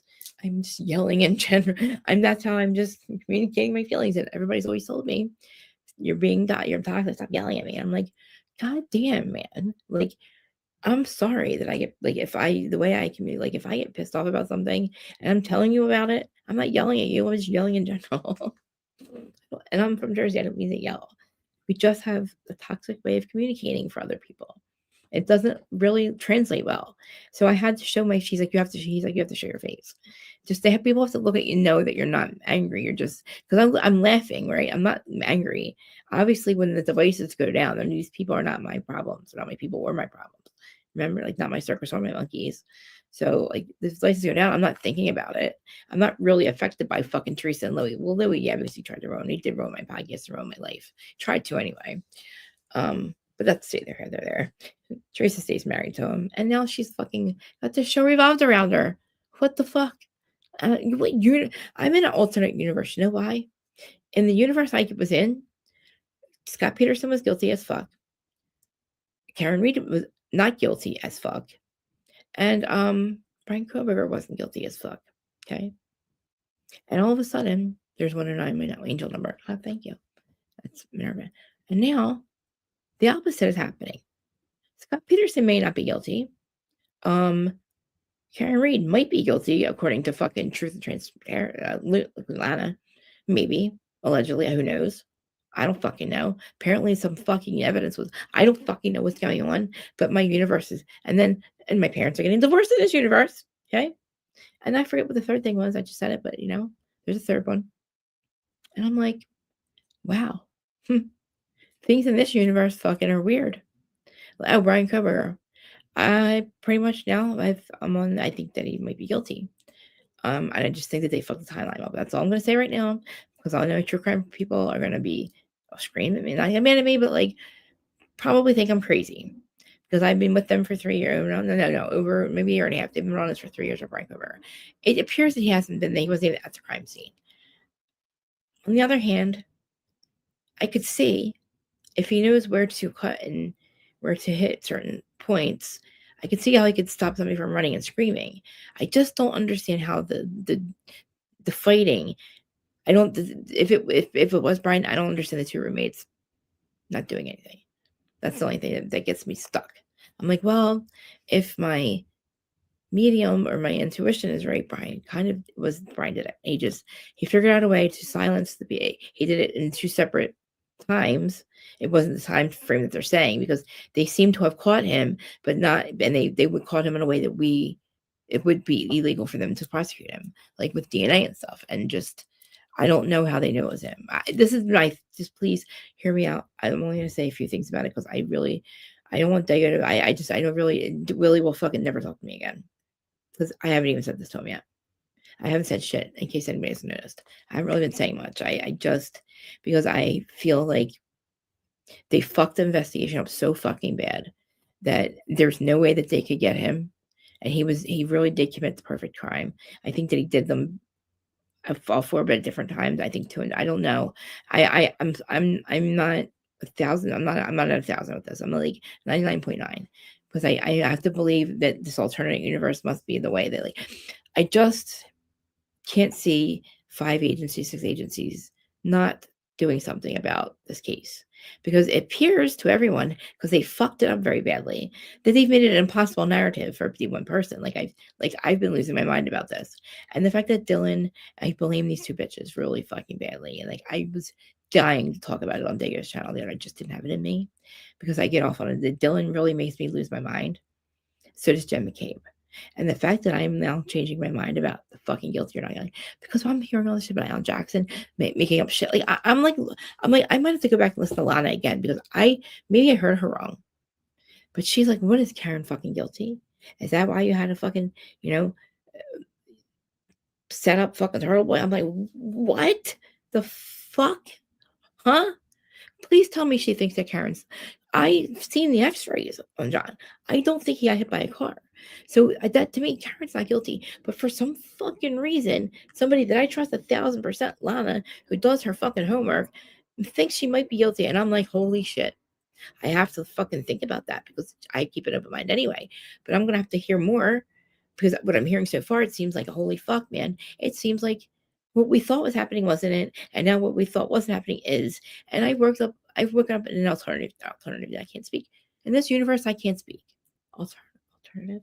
Krista, stop smoking pot and trying to talk. Alternative universe.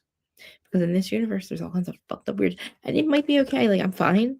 I always said it. I'd be okay with Brian being guilty. I've asked my medium to please explain it to me. She has to do, she said next time she's got to look more, she's got to energize it. Like, she already read the case. She forgot. She doesn't watch the news. She forgot 2 years ago that she read the case and said he was guilty. And I remember reading that and thinking, I'll never look at this case, because it's obviously he's guilty. She says it, cops say it. And then I start watching Dago, and I'm like, holy shit, they fucked this up so bad that there's no way to come back. And they just keep fucking it up even more, trying to fix it. And it just keeps getting more fucked up and looking more fucked up. Okay. Rest in Poon's foot. Who's Poon? Poor Poon. Thanks for being here. I hope, I don't know if you're from the true crime community, but if you heard what I just said, you're probably gonna be mad. I'm not mad, but just like, I just feel like, I feel like I've spent I don't know. I said to my medium, I spent a long time, hours and hours on panels on Willie's channel, with Dago and everybody under it. And I am convinced for a long time that Brian wasn't even fucking there, and that there's no way that one person did this. And then not in 7 minutes, and we don't see it. And because you know why? Because it wasn't that time. They fucked everything up. But for some reason, they got him. I don't know how, because I feel like the weekend that they changed and he got to play, I believe was the weekend they said, look, we have you. No matter what, we have you. But we're not going to be able to. So we're going to do this. Let's work out a play. Like, I don't know why he accepted it. I would have said, fuck off. I don't care what you have. There's enough fucking, you fucked up so bad that I'll get off anyway. I don't know why he didn't just do it. Listen, if he's guilty, if I'm going to say allegedly, and in my opinion, and my coming to understanding is, the timeline's fucked up. They got him. They illegally got his DNA, and a lot of things we're not going to be able to prosecute him. We knew this. We know this was not supposed to go to trial. We knew this because we can't make sense of anything. We can't make heads or tails of shit because they kept fucking shit up. They kept fucking up trying to fix a mistake. Like trying to fix things and make it look like he did it, or make it look like I don't know what the fuck they did, but nothing adds up. Nothing's cohesive. Nothing makes sense. Each fucking case, like each fucking department's different. You got 5 different fucking agencies. Each of them have a different investigation. Each of them either give a fuck about Dylan or don't give a fuck. It's like they just knew something and just had to go through the process and did it very fucking weirdly and unemotionally. And we're all like, what is happening here? How do 5 agencies look at this fucking case and go, oh yeah, 1 man, 7 men, sure he's guilty. And not go, let me see your investigation here. Let me see your investigation. Like, I'm like, there has to be something else. Like, and I can't believe it's a psyop because, I mean, why? We wouldn't be so emotionally attached to it. They wouldn't let it. The universe won't let us let that happen, right? We're so emotionally attached to it. I feel devastated for people. I feel devastated that I just can't get past the Dylan and Bethany of it all. It really fucks me up inside because I really am bothered by the fact that I don't know what, like, I thought something else for so long. And now I'm not that I'm seeing clearer. I don't know if I am. I need more details. I need a little more, like, I could see if the injuries were as fatal in the very beginning, like him being able to stop Ethan, and I really don't know. It fucks me up. I gotta get more details. I really think that there's gotta be somebody. I don't know. I just can't see. He had to have surprised Ethan. That's all I can say. Ethan's a big motherfucker, man. And Xana was a gymnast who can fuck anybody up. And she tried. But how this motherfucker got away with no marks, I don't understand. Because they didn't 193 times. I mean, 4 of them. And he did it. And she said something about his personality. He can switch on and off like that. He's one of those fucking people that is just a fucking, like a murderer, who his mom believes that he's innocent. We all believe he's innocent. We all felt bad for him. I'm crying because I think he lost his chance to have love with the fucking lady at the goddamn DMV, because they're fucking, they're catching him. They're just like looping him up because he's like I don't know. He's a fed. I don't know. Brian gets wrapped up and poor guy can't even fucking date. And I'm like, but now she's like, and I'm telling my guys to go, Krista, he is guilty. And I have to believe them because they wouldn't lie to me. And they're like, and you have to give me more information. Well, they have everything's messed up. I said, I'm going to have more questions next time. I'm going to need more details next time. I'm going to have to know did they plan anything? Like which says they kept making mistakes and I kept covering up for them. And it just kept looking worse and worse. And we know that. We see that. We don't know what the fuck's happening. There's different accounts of it. We're pegged. We got everybody pegged for this. And I'm like, oh man. And I just can't get past Dylan and Bethany of it all, though. Were they really that quiet? That's what I have to see. I'd have to believe they were really quiet. Oh, okay. I'm sorry. I'm thinking you're from true crime, but like, the thing is, it's the 4 students, 4 murdered college students in Idaho in November 13th, 2022. And it was 4 of them slaughtered. Okay. 4 bodies, 3 floors. And there's 6 people in the house, and 7 minutes. They want to tell me 1 man did this in 7 for a long time. They made us believe that Brian Kroberger, did this, but they could not. They gave us some fucking impossible narrative, right? So of course we're like, no.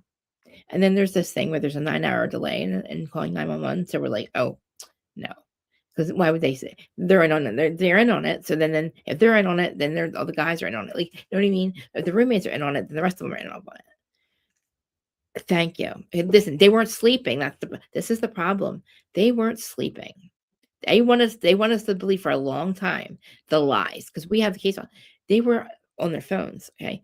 Dylan admits to seeing and hearing a murderous man in her house and heard Kaylee scream and fucking didn't do it, went back in her room and locked her door 4 times. The fact that this is, if it was Brian Cooper, the fact that she does this, right, and sees this man 4 times, and I'm telling you, they had to have heard something. They had to have heard the fighting. They were, but nobody was sleeping. Nobody was asleep. They were attacked. Okay. Kaylee was running for her life, gets 190, I think it was like 90 times or something. I don't know if Maddie was dead first or what, but he gets Maddie's slaughtered. Then Ethan and Xana wake up and they get slaughtered.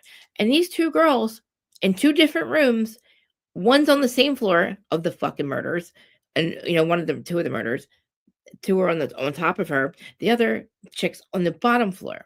So you got you heard, and they said we heard the dog barking. We heard Kaylee dancing with Murphy and then running down the steps. That was her first account. For a long time, they said they were asleep. The 911 called delay was because then they were in fear. They were in shock. There was fear shock syndrome or some shit. Like Karen Reed, they have like false memory syndrome and like fear shock for 9 hours, and they were in fear. Well, okay, the bitch is like telling the fucking first responders, we didn't perceive any danger. We saw the man with the mask. And we heard Xana running we heard Kaylee running for her life, but then we didn't hear anything. So we said, this is after she sees him with a fucking weapon, a mask, all dressed in black, after Kaylee's running for her life, and he's looking at her and leaves after screaming and I'm sure lots of fighting. She runs down to Bethany, looks and sees Xana laying on the floor. Doesn't think to fucking go, oh, is she drunk? Oh, I think she's drunk. I'm just gonna leave her there. She's bloody. She's unfamiliar. You can't even recognize her. But sometimes doesn't see that part. There's blood all everywhere. Runs downstairs and they go, oh, you heard that? I heard that. Okay. Oh, nothing happens in Moscow. Let's just go to sleep. They literally say, nothing happens in Moscow. Nothing happens in Moscow after you hear, okay, you heard somebody, you heard crying in the bathroom, and you heard a man go, I'm here to help you. And then he go screaming and yelling again. But you don't call 911. Why? Because nothing happens in Moscow. Nobody ever asks them. Not one fucking detective in probably 30 interviews we've seen. Well, I'm saying, okay, let me be fair, 10 with dudes, 2 girls. Not one time are they asked why they didn't call 911 for 9 motherfucking hours. They lied and said they were asleep. We get their fucking cell phone records back. They were doing all kinds of shit. Snapchat, Instagram, fucking job hunting, calling dentists. What the fuck are you calling? At 4 a.m? You're doing all this from 4 to 12? Calling their parents. Finally called 911 at 11 o'clock. But they also call the fucking roommates and they don't answer the phones. You're calling to check on them, right? And they don't answer the phone. Ding, ding, ding, bitches. Are you fucking stupid? You go, they're not answering. Something's not right. You're checking on them. Remember? They're not answering. You go check on them for real. You're only a fucking couple doors away, bitch. The fuck you telling me you're check? Yeah, exactly. Thank you. Fucking bitch, you're trying to tell me that you fucking wait 9 hours. You see fucking a murder man in the house after fucking roommate. If my sister screams for help and you fucking did nothing, Dylan, you'd be dead, bitch. You think you're fucking so, like, she thinks she can't be touched. She's so unafraid. Wait till you meet the 1%, bitch. Just hear that, okay? Because literally, you don't know what the fuck, like, literally, how dare you? If my sister screams for help and you tell me that, she tells this fucking story to his ex-girlfriend, or the girl's ex-boyfriend, Kaylee's ex-boyfriend, who they were together for 9 years. They share a dog together. They broke up. I call him still her boyfriend because literally 9 years since high school. He runs up to the crime scene. Everybody kind of wants to blame him. I'm like, you need 4. I didn't at the time thought 4 people did this, right? You would need somebody to be emotional as him and want to murder 4 people for him because he's mad that Kaylee broke up with him. He didn't do it. Kaylee, the roommate, runs up to him and goes, oh my God, Kaylee, she ran upstairs and then she ran downstairs and she screamed, huh, there's someone here, and like was scared. And she's like, oh fuck, the guy was in the house. And Jack Decor's looking at her like, he's like in shock because he's like, what do you mean? She was running for her life. Somebody's in the house. What happened after that? Oh, well, I didn't call 911 until 8 hours later, and nothing happened in Moscow. And they're like, and now there's forced, and they're dead in the house. And like, he went to, I'm telling you, he sat in a cop car to get the fuck away from her. Nobody wanted to be around this bitch. They knew, they thought she had something to do with this. Things are weird. I'm trying to get past what I don't understand.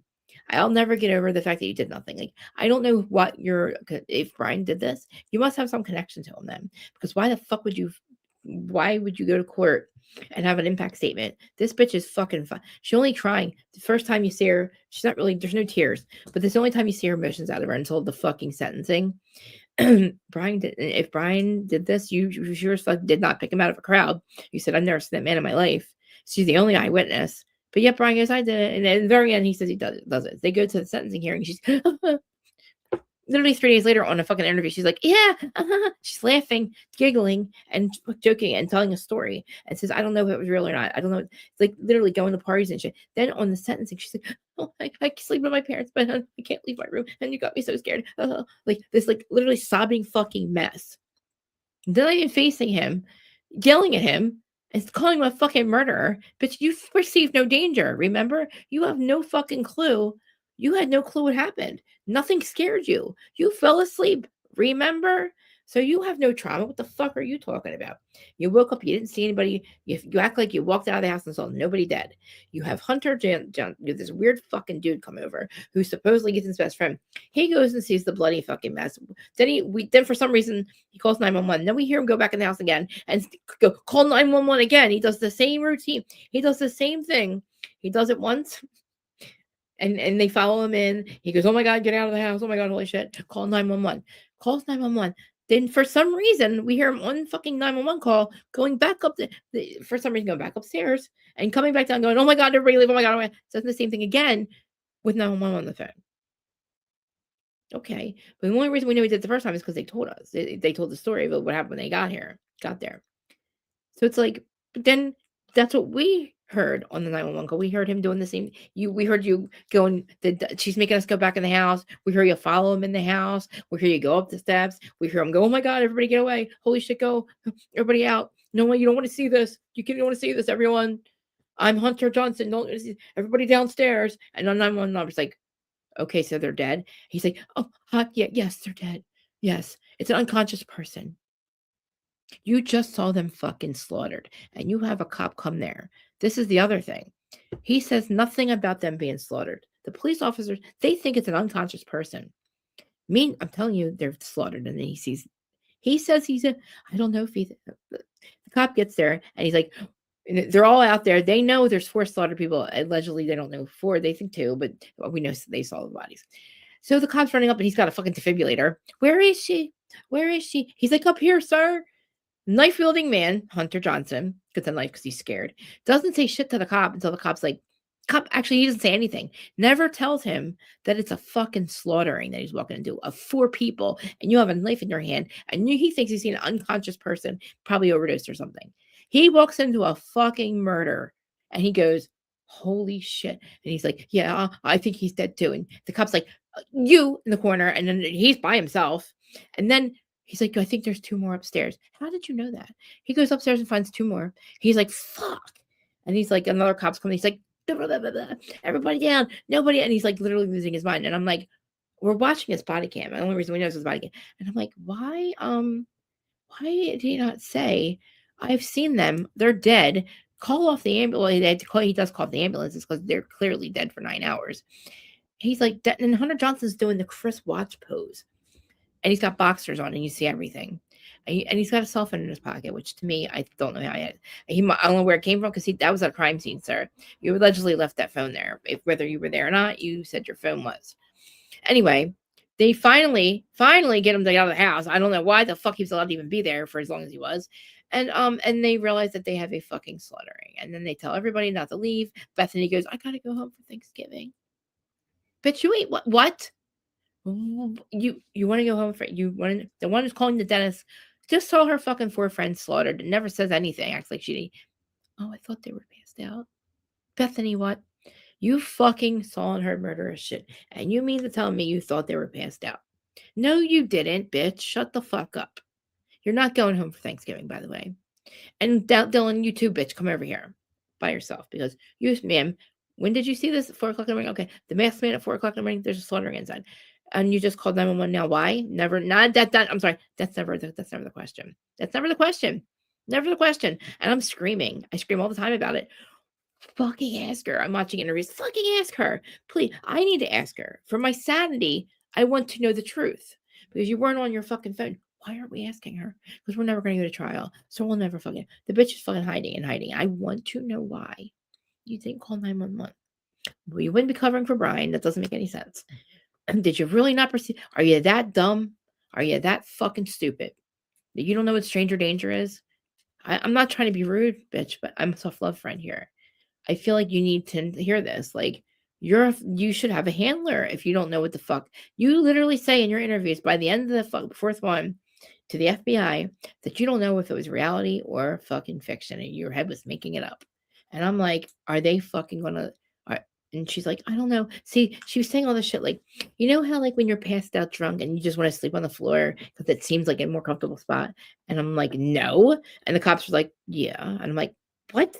And that's why she didn't call 911 on Xana. She sees Xana passed out and doesn't go check on her. Thinks she's just passed out from drinking. First of all, stranger danger you learn in kindergarten, bitch. And in high school you learn to check on a friend. Might be drinking and drunk, which you said she's passed out on the floor. But you're gonna leave her there to throw up on her own fucking vomit and die? No, to get slaughtered. But I mean, that comes later. Yeah. Oh, I'm sorry. She sees her body and doesn't do nothing. And I'm sorry, you didn't just see her body. You had to have seen the blood too, because it was fucking everywhere. If you could see her, you could see that Xana was not fucking, that there's blood everywhere. So behoove it to me to think that Brian did it. But I don't know what else to think, because I don't know that 5 fucking agencies would cover it all. Why would 5 agencies cover it up? For whoever the fuck did this. If somebody double crossed another, say the cops are involved somehow, and maybe there's a sting. Say, the only thing I can think of is maybe somebody double crossed somebody. And like on Sons of Anarchy, when, Tara's dead and you see the mom holding Tara's head, bloody head, and the cop walks in and she's like, oh fuck. But then Juice walks in and she's like, oh fuck. She thinks I'm fucked now because, Juice is going to lose his mind. Juice shoots the cop. And she's like, oh, okay. And he's like, come with me. Now you have to think, why did he just do that for me? What do I owe him for this? And now I'm thinking, you know what I mean? Like, what the fuck's I doing that for? Why did I just say that for? I'm so high right now. I apologize. Thanks for being up here. Oh, thanks. I don't know what this is, but I don't know. It's like, Krista, I never lose my train of thought. And what the fuck was I just saying? Sons of Anarchy. Oh, yeah. Somebody had to double cross somebody, right? Because why is nobody calling out the other for going, how did one man do this? This is not right. They literally find out he did it, and then they try to make it look like he did. And it's like, but you had the time, you don't know how he did it, and you can't convict him. You just somehow know he did it. But you everything you have is going to get thrown out. So he committed the perfect crime, essentially, if he did it. If not, then we have a huge fucking problem, and that's the problem. I've spent years about 2 years on a platform for hours and hours and hours going over this case, talking about how we can't find out everything we read.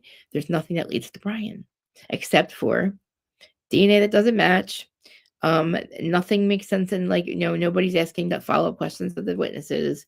They don't give it. We FOIA Brian's when they raided his house, when they went to get him, nothing on Brian, and nothing on his arrest. They have denied it all. We can't see his interviews, nothing. We don't know what he ever said. Like, he denied it for 3 years. And we're like, yeah, of course he's innocent. Like, it doesn't make any sense. Like, they just picked this kid out of the fucking teacher's thing. I don't know. And of course he didn't do it. He didn't leave any DNA. Apparently, I don't know how he didn't leave any DNA, because it was a bloody fucking mess. It was 193 stab wounds, other wounds, people losing limbs. It just was bad. And I thought for sure that one person could not do this. But then they talk about these injuries that probably were life ending the first. And that's why they say post-mortem experiment or wounds. Experiments, it's got to be the wrong word they say, but I feel like they mean wounds, because I believe that he got them in the right. He must have been really knowing what he was doing, because he got them. Ethan had it was something with his clavicle. It literally makes you can't breathe. It creates your lung, and then his fucking ankles, his Achilles. So whoever did it stopped him from doing anything. And he's, like I said, a big motherfucker. So unless he got his arms were fine. I don't know. Ethan couldn't run or scream. And I guess he would have only his arms. And then Xana fought for her life and was fucked up everywhere. Like she got the worst of it, missed the worst of it. Maddie and Xana got the worst of it for some reason, or Kaylee. No, Maddie and Xana and Kaylee. I mean, all of them actually. I mean, I'm not even gonna say got the worst because all of them had at least one fatal wound, and I think that he purposely knew where to get first, and he must have had a really.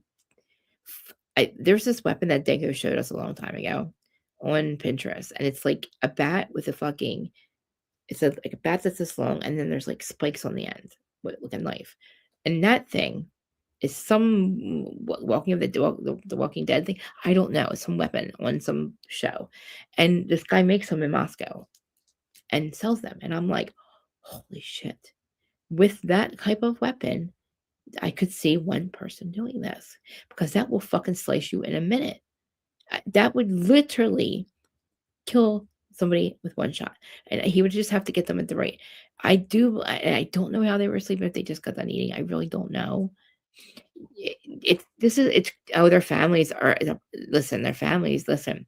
The two moms were literally just snitches for one of the biggest drug runners in Idaho. Is a border state, and they run drugs right through there with the Aryan Nation, the Aryan White, what are they called? The Aryan Knights, the Aryan Knights, and the people that allegedly they kind of thought maybe did this, and that would make a lot of sense because the town wouldn't run. Basically, these drugs probably fund the whole entire thing, and the campus. So the campus is going to fund themselves and like the greedy people with drugs. So they're all, and then that puts them all in bed, in my opinion, with each other. So when something goes wrong, if another one crosses another, you got a fucking problem because you don't know why this motherfucker just did this shit for you and what do you owe him? And why did you do that? Why did you just cover him? I just murdered somebody and then you murdered the witnesses. And I'm like, holy shit. Hi, can you show your face or something? Oh, hi. Hello. Hello. Can you hear me? Yeah, I can hear you. How are you? How bad is it? I'm doing all right. You just intrigued me. You like totally reminded me about this whole case of those kids that got killed. They're like college kids that got killed in that house. And I guess, in light of like what I've been watching lately, the type of stuff I'm watching, it's all about like looking into people's families. Like who are these people? Like, let's just not like, take these people for their face value. Like, who's these people's grandfathers? Who's their grandmothers? Who's their families? Because if we find out, like, we look into these kids, we find out like one of their parents is like, oh, he's the executive of BlackRock that was about to testify to Congress. So you go, okay, well, now this kid being dead almost makes a little bit more sense, And when you read the Jeffrey Epstein files, or you look into the Charlie Kirk assassination at all, like the idea of CIA honeypots and like fake friends, like somebody you met at college, you were on the lacrosse team together, you've been hanging out with them for like a year, and you didn't even know that. No, yeah, he works for like the Israeli agency. He's going to kill you one day if your grandfather decides to testify. And I know, like 3 years ago, it's easy to write that off and be like, "Are you mentally ill?" Like, no, you haven't read the Epstein files clearly. Like, well, think about how normalized we're just. That's so to say that now we believe that more than we believe the truth. Or I'm sorry, we believe more that they're fucking. We don't believe anything the government says, right? And how normal we're talking about it like. It's again now. If you said that would make more sense, right? If the government did it, that would make more sense, right? Yeah, the story you're telling me is just like because like here's the problem that I'm having is like it seems like ever since I'm not even going to say Columbine, I'm going to say the Dark Knight shooting. Remember that kid with the orange hair and shot up the movie theater, right? Yes. Ever since then, it seems like every shooter or every potential craze killer, because don't they have a guy, right? Didn't they blame somebody already for this guy? It was like a smart guy. Or was he just a suspect? It's always like it's either a highly educated person that like is too smart to do this, or it's like a terminally on the internet and in Discord chats, furry, far right wing, one of these things, And it's just like so lone gunman. The lone gunman. but we don't So, believe it anymore. but what was the? I mean, this isn't an open case. I thought they had like a well-to-do young guy with like a degree, right? Didn't they say it was some guy? That's my problem. Okay. Yes. And his name's Brian Koberger. He fought it for 3 years. He was a teacher there and a criminologist. Okay, in the very beginning, it looked like everybody believed, yes, they're not going to lie to us. This is the guy that did it. We thought, yes, they're sleeping. They were asleep. That would make sense. Okay, if they were all asleep and this one man walks randomly, we thought they told us that for 3 years he stalked them. They had DNA. They had cars. They had evidence. They made us believe this for 3 years. That's what I thought. They put a gag order on it, right? So the truth couldn't really come out, right? In court, his lawyer is fighting everything they had was a lie. The PCA was a lie. Dylan's statements were fucking crazy. The girl on witness I'm telling you about, she's saying that all the shit they've seen and so like we're like, holy 9 hours to call 911. We thought, okay, they were in shock we thought, oh my God, poor girls were in shock. Oh my God, they must have seen horrible things. They were in shock for 9 hours. We'll wait till a call comes out. We'll see, right? Nothing fucking adds up. The survivors definitely, because now, see, so there's one angle. Again, this is all just in hindsight. I keep in mind, like again. Anything else, I know a lot about the case. Just anything you have, anything. Oh no, I don't have anything to add. I'm just asking you. No, I want you to ask me because I like talking about it because I feel like I felt crazy for a long time. The sweep worked on me. Clearly, I'm one of these people. I'm the 99% of Americans who we saw this story, followed it for a few weeks, and then it turned into like some guy who used to go to school, well-educated criminologist, and I went, okay, well, yeah, just another guy probably on SSRIs, and that's his mind. That's why. And then the story, but then all of this, and then the survivors, like I didn't even think about, because like I think about this the same thing with like, who's the lady? Who's the lady who her mom's missing? I think her mom's still missing. Remember the famous lady? And we're all freaking out because her mom got kidnapped and she's missing. The lady. Just the famous lady. Oh, yeah, Nancy Guthrie. Yeah. Like, or is it a situation like this? Is it a situation where something happened the night before and now everyone's just going, hey, look what this crazy thing happened. Like, who knows what could happen? Like, do you think it's more of that? It's more of like, this is apparently someone covered this up, these guys have like Jedi mind tricks and multiple agencies have failed to get what looks kind of scary though. Think about it. Homeland Security, 2 police departments, the university, the FBI, and a third-party investigation, right? All 5 of them are not calling out and saying, because what they want is the narrative they tried to, okay, so this is what happened. This is really what happened. I now believe that he did do this, but what I believe is what they have on him, they couldn't prove it. But they tried to make a narrative fit and they kept covering up they tried to cover one thing up to make it look he did this. They tried to say this. That didn't work. So then they had to do another thing to cover that up and move this around. And then they had to do this. So by the time it's done, this fucking case file, every single one of them, the interviews don't make sense. The timeline makes no sense. He's one man, 7 minutes. They're telling us it's his car, and then we find out it's not because we see the fucking body. We see all the footage, and we're like, wow. And then I'm thinking, now I believe that they knew that he did it, but I know that they had the DNA illegally. And the DNA, I don't know if it was his. They're trying to say it wasn't. I do believe somehow they knew he did this. They tried to make it look like they knew he did it. They couldn't prove it, but they wanted to get him. So they like lie about this. They lie about that. They try to plant this. And then we find, and they were too smart for that, right? We're the internet. So we pick apart the case, and we got people like my friend Lana, who's an investigator, and she basically she's like, he did it, but listen, they fucked shit up so badly. And in the end, he pleads guilty. After 3 years of fighting it, we hear nothing because we're in a gag order. So we're not all the motions that his lawyer's fighting, the time, the fucking car, everything we see now, she already saw. They kept losing. And it looked like they were fucking never going to let him free. It looked like he was getting fucking railroaded, right? Because they fucked the case up so bad. The investigation makes no sense. And she had that. But for some reason in the end, after fighting it for 3 years, I think they said to him, look, we fucking have you. We can't prove it. So let's make a deal.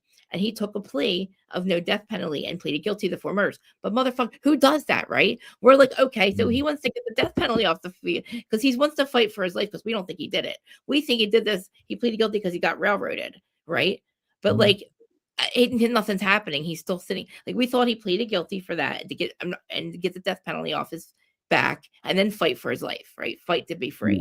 Because he obviously he could have still gotten away with it. Yeah, I mean, that's the best, the most convenient move for him at the time. Yeah, that's the way He you had can so take. many outs that the jury was going to be tainted. The jury was tainted because we all believed that he did this. The jury would never believe otherwise. For 3 years, 5 agencies have said he did this. You know, whether he said he did or not, the evidence was getting fucking thrown out of court. She couldn't fight anymore. This lady was a public defender. She fought hard for his life, and they couldn't do it. But it's weird. Guilty, right? You know, just I know it's gonna sound like schizophrenic and try to tie a bunch of ideas together, but it's like, to me, it's like ever since the Kennedy assassination and even up to the Charlie Kirk assassination, it's like, okay, the government's always going to have some weird mind control patsy there with like a gun in his pants falling down, you know what I'm saying? But we have Charlie Kirk, all kinds of fucking weird shit, right?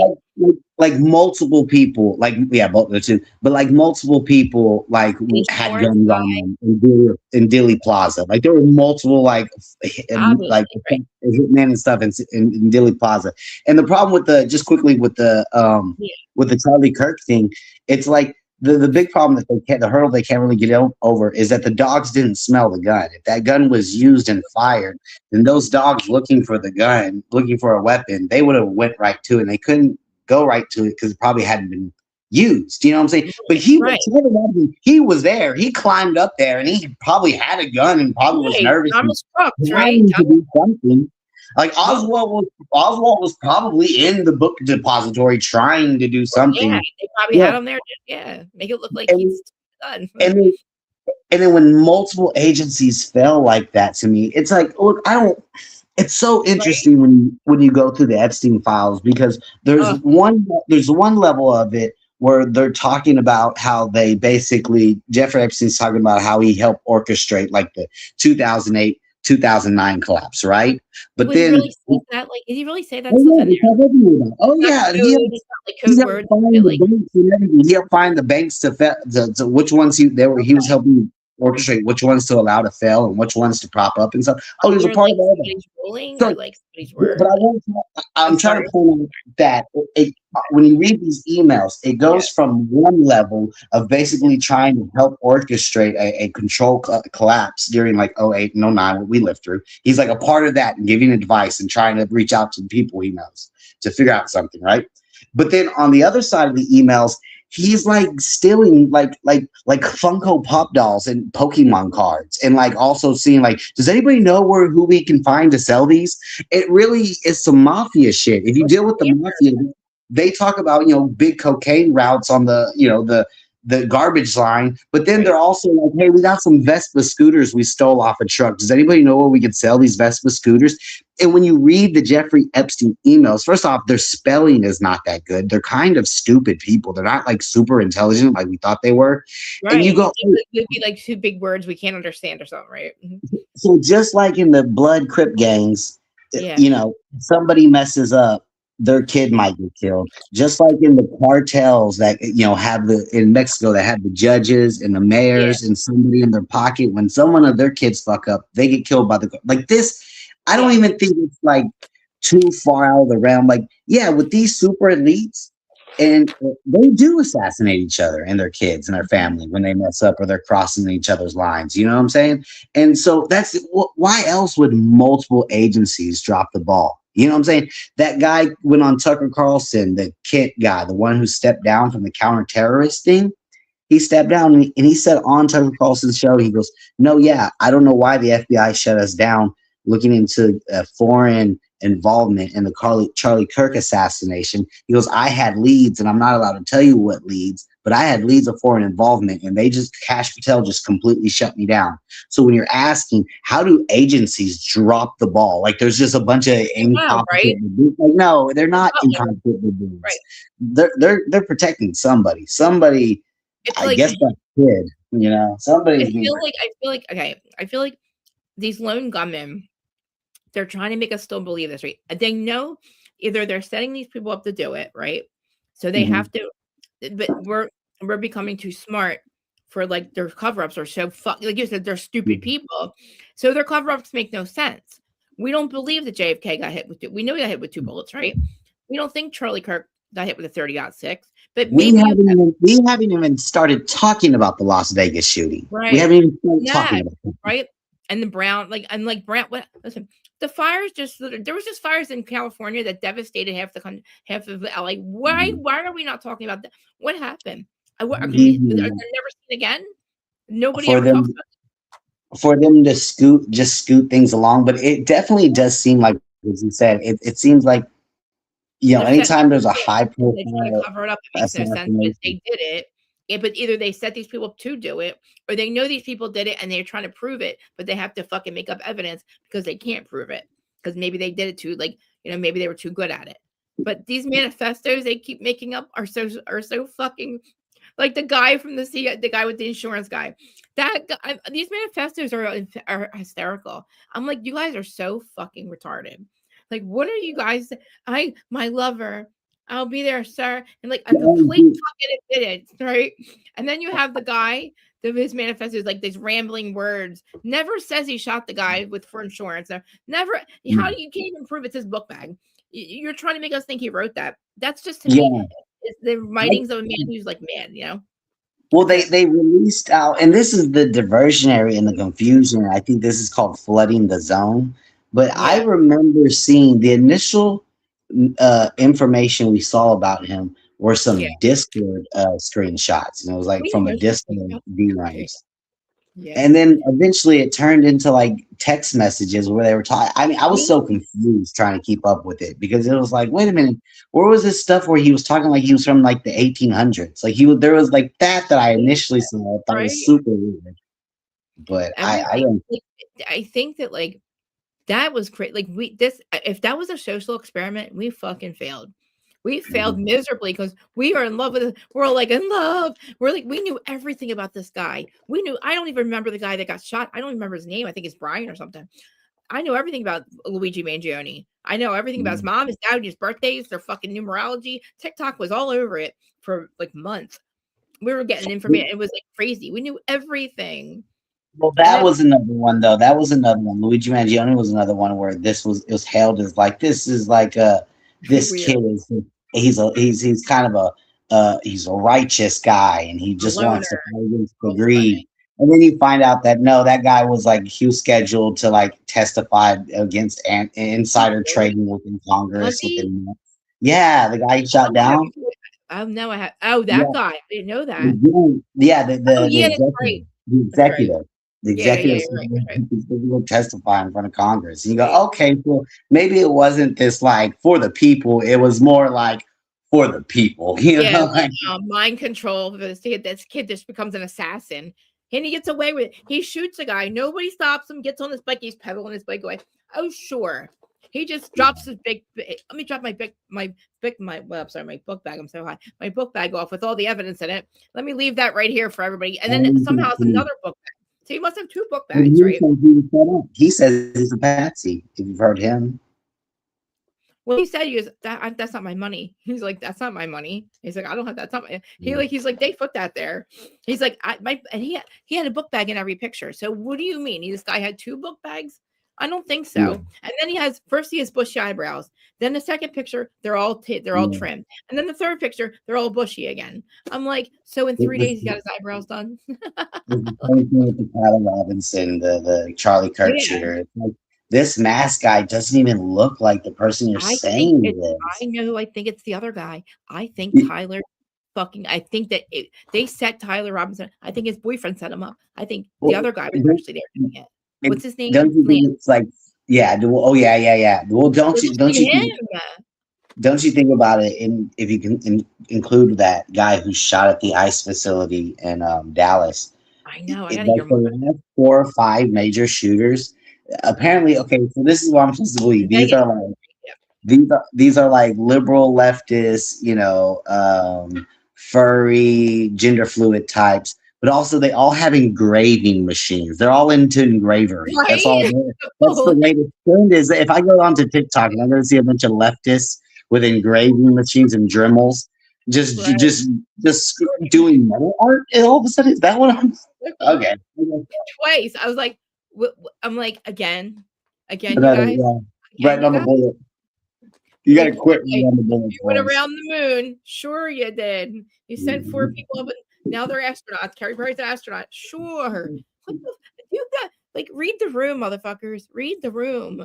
We don't like you have traumatized us with the Challenger explosion, with fucking making us watch that shit. Then you make us watch 9/11. You make Yeah, us I watch. was one of the kids. I was one Think of the about kids. it.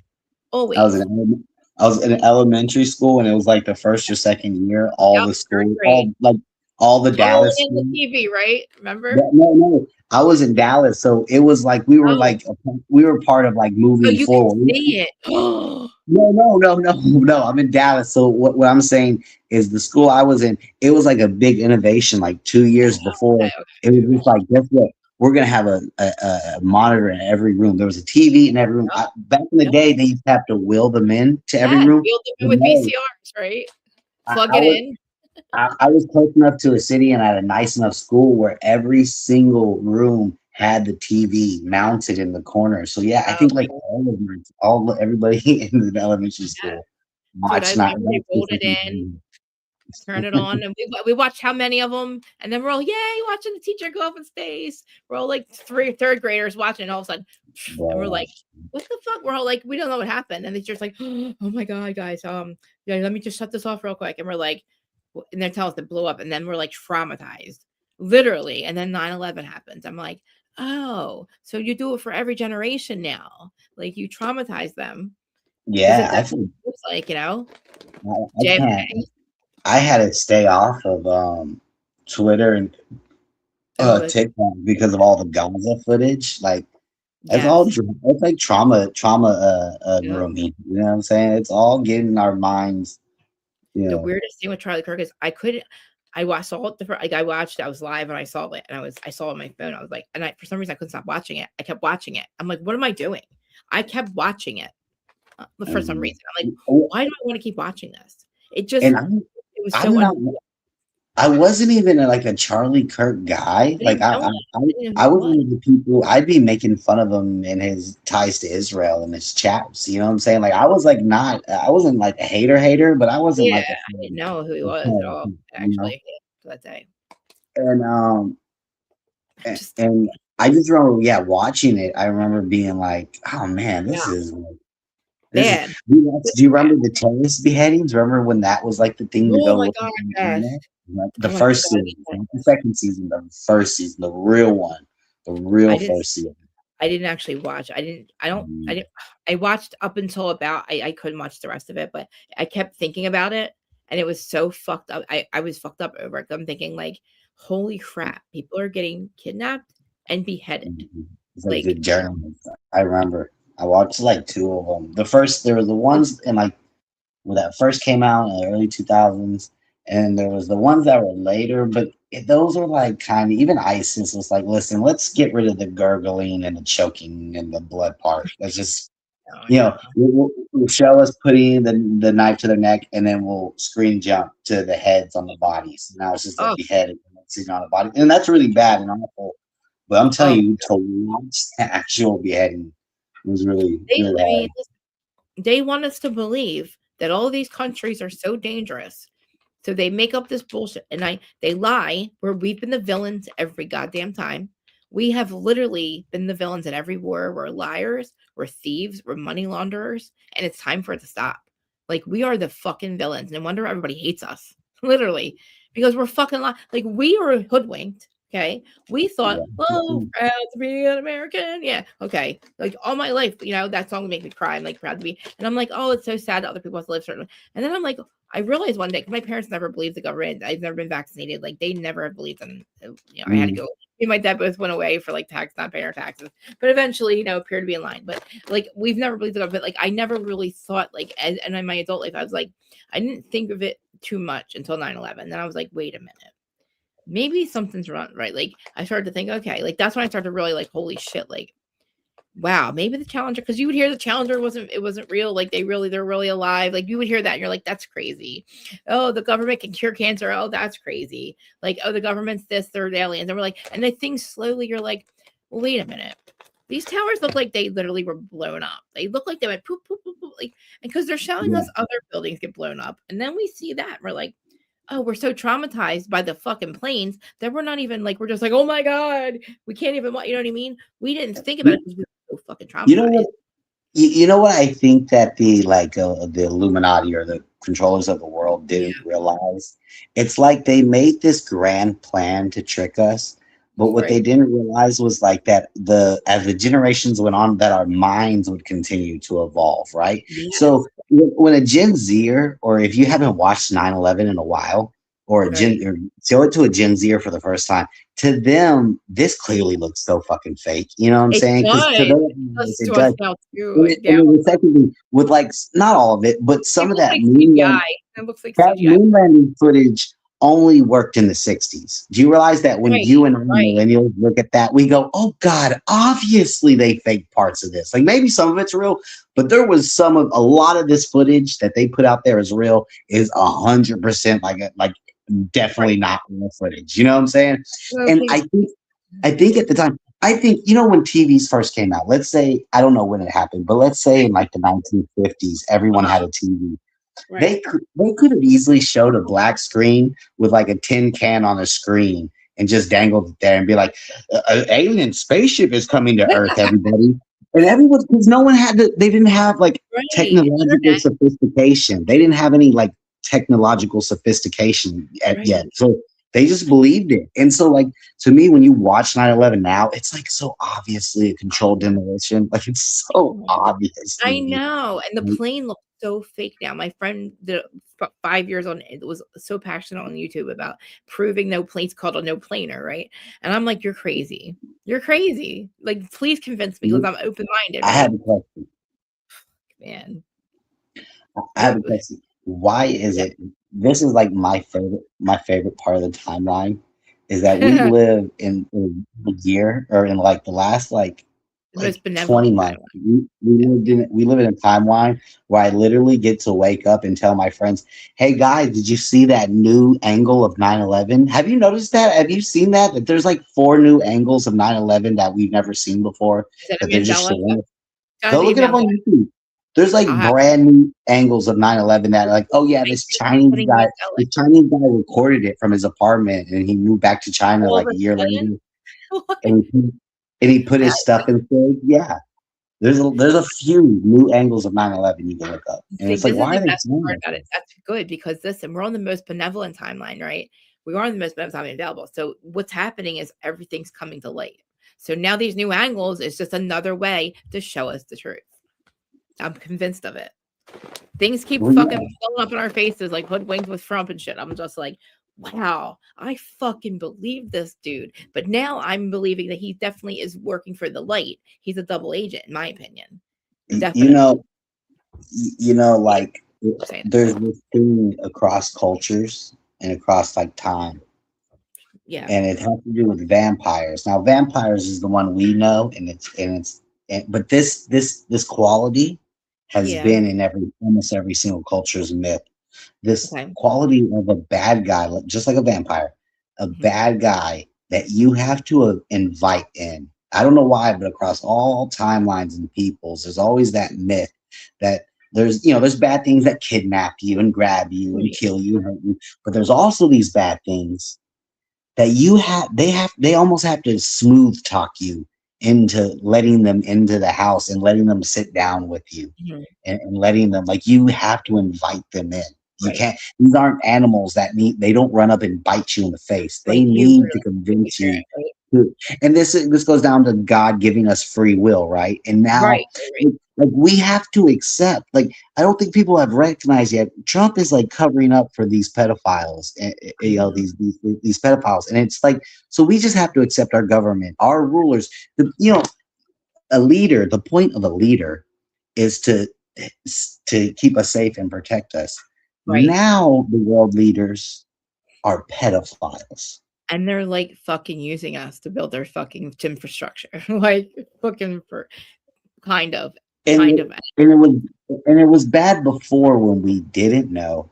But now we've invited these people in our house. Now we're like all going, well, I guess I'll keep going to my job and paying taxes still. And it's like, oh, this is actually really dangerous. It's better when they were hiding and we didn't know what they were doing. Now they're showing their whole face and saying, accept the fact that I'm your ruler.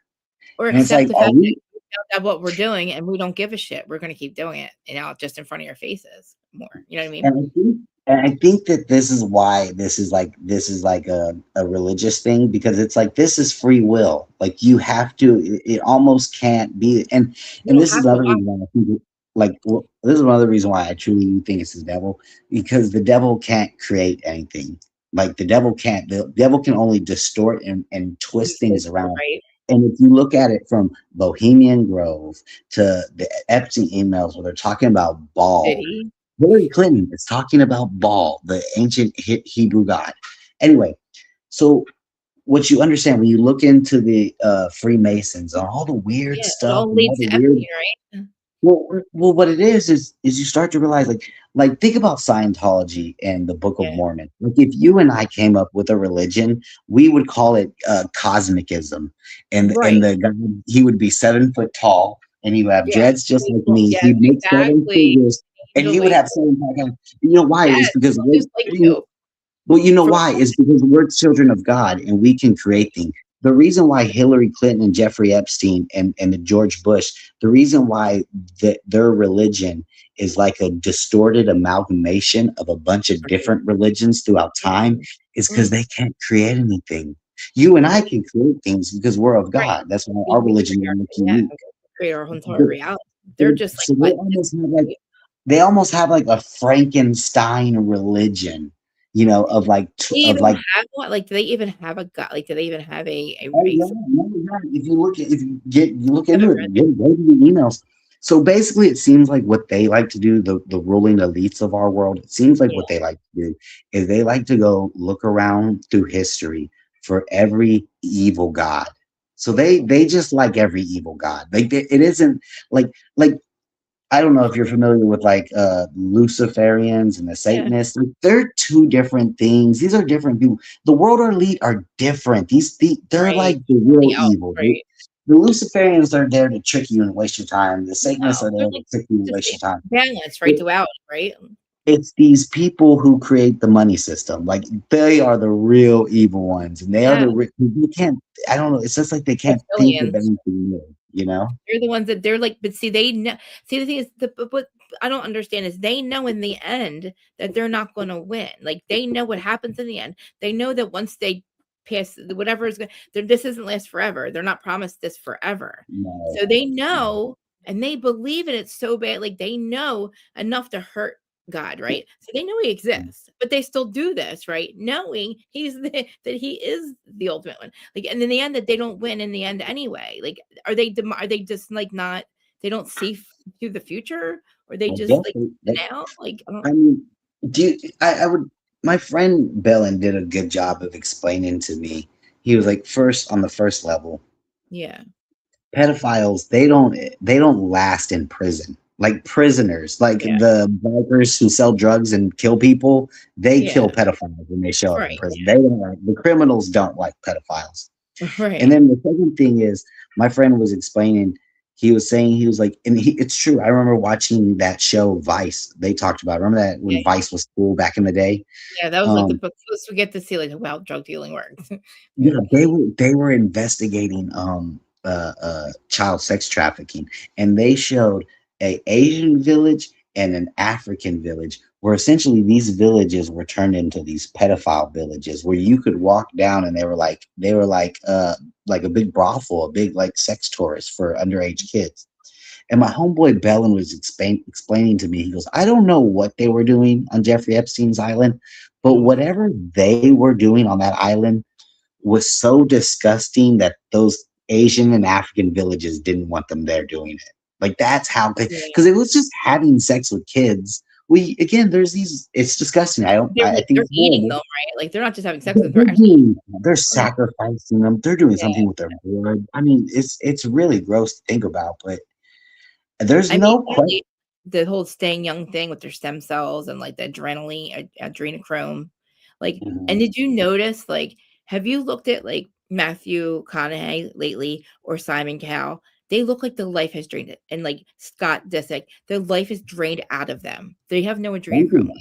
No, the starlets. Have you noticed like the young celebrities, like what's the one that sings and acts? That one little skinny one who just keeps falling apart. Ariana Grande.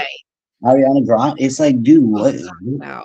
Yeah. Something like some sort of like thing is, you know. Listen, look at Britney. Look at Britney. Look at Justin. Britney lost her mind. Amanda Bynes lost her mind.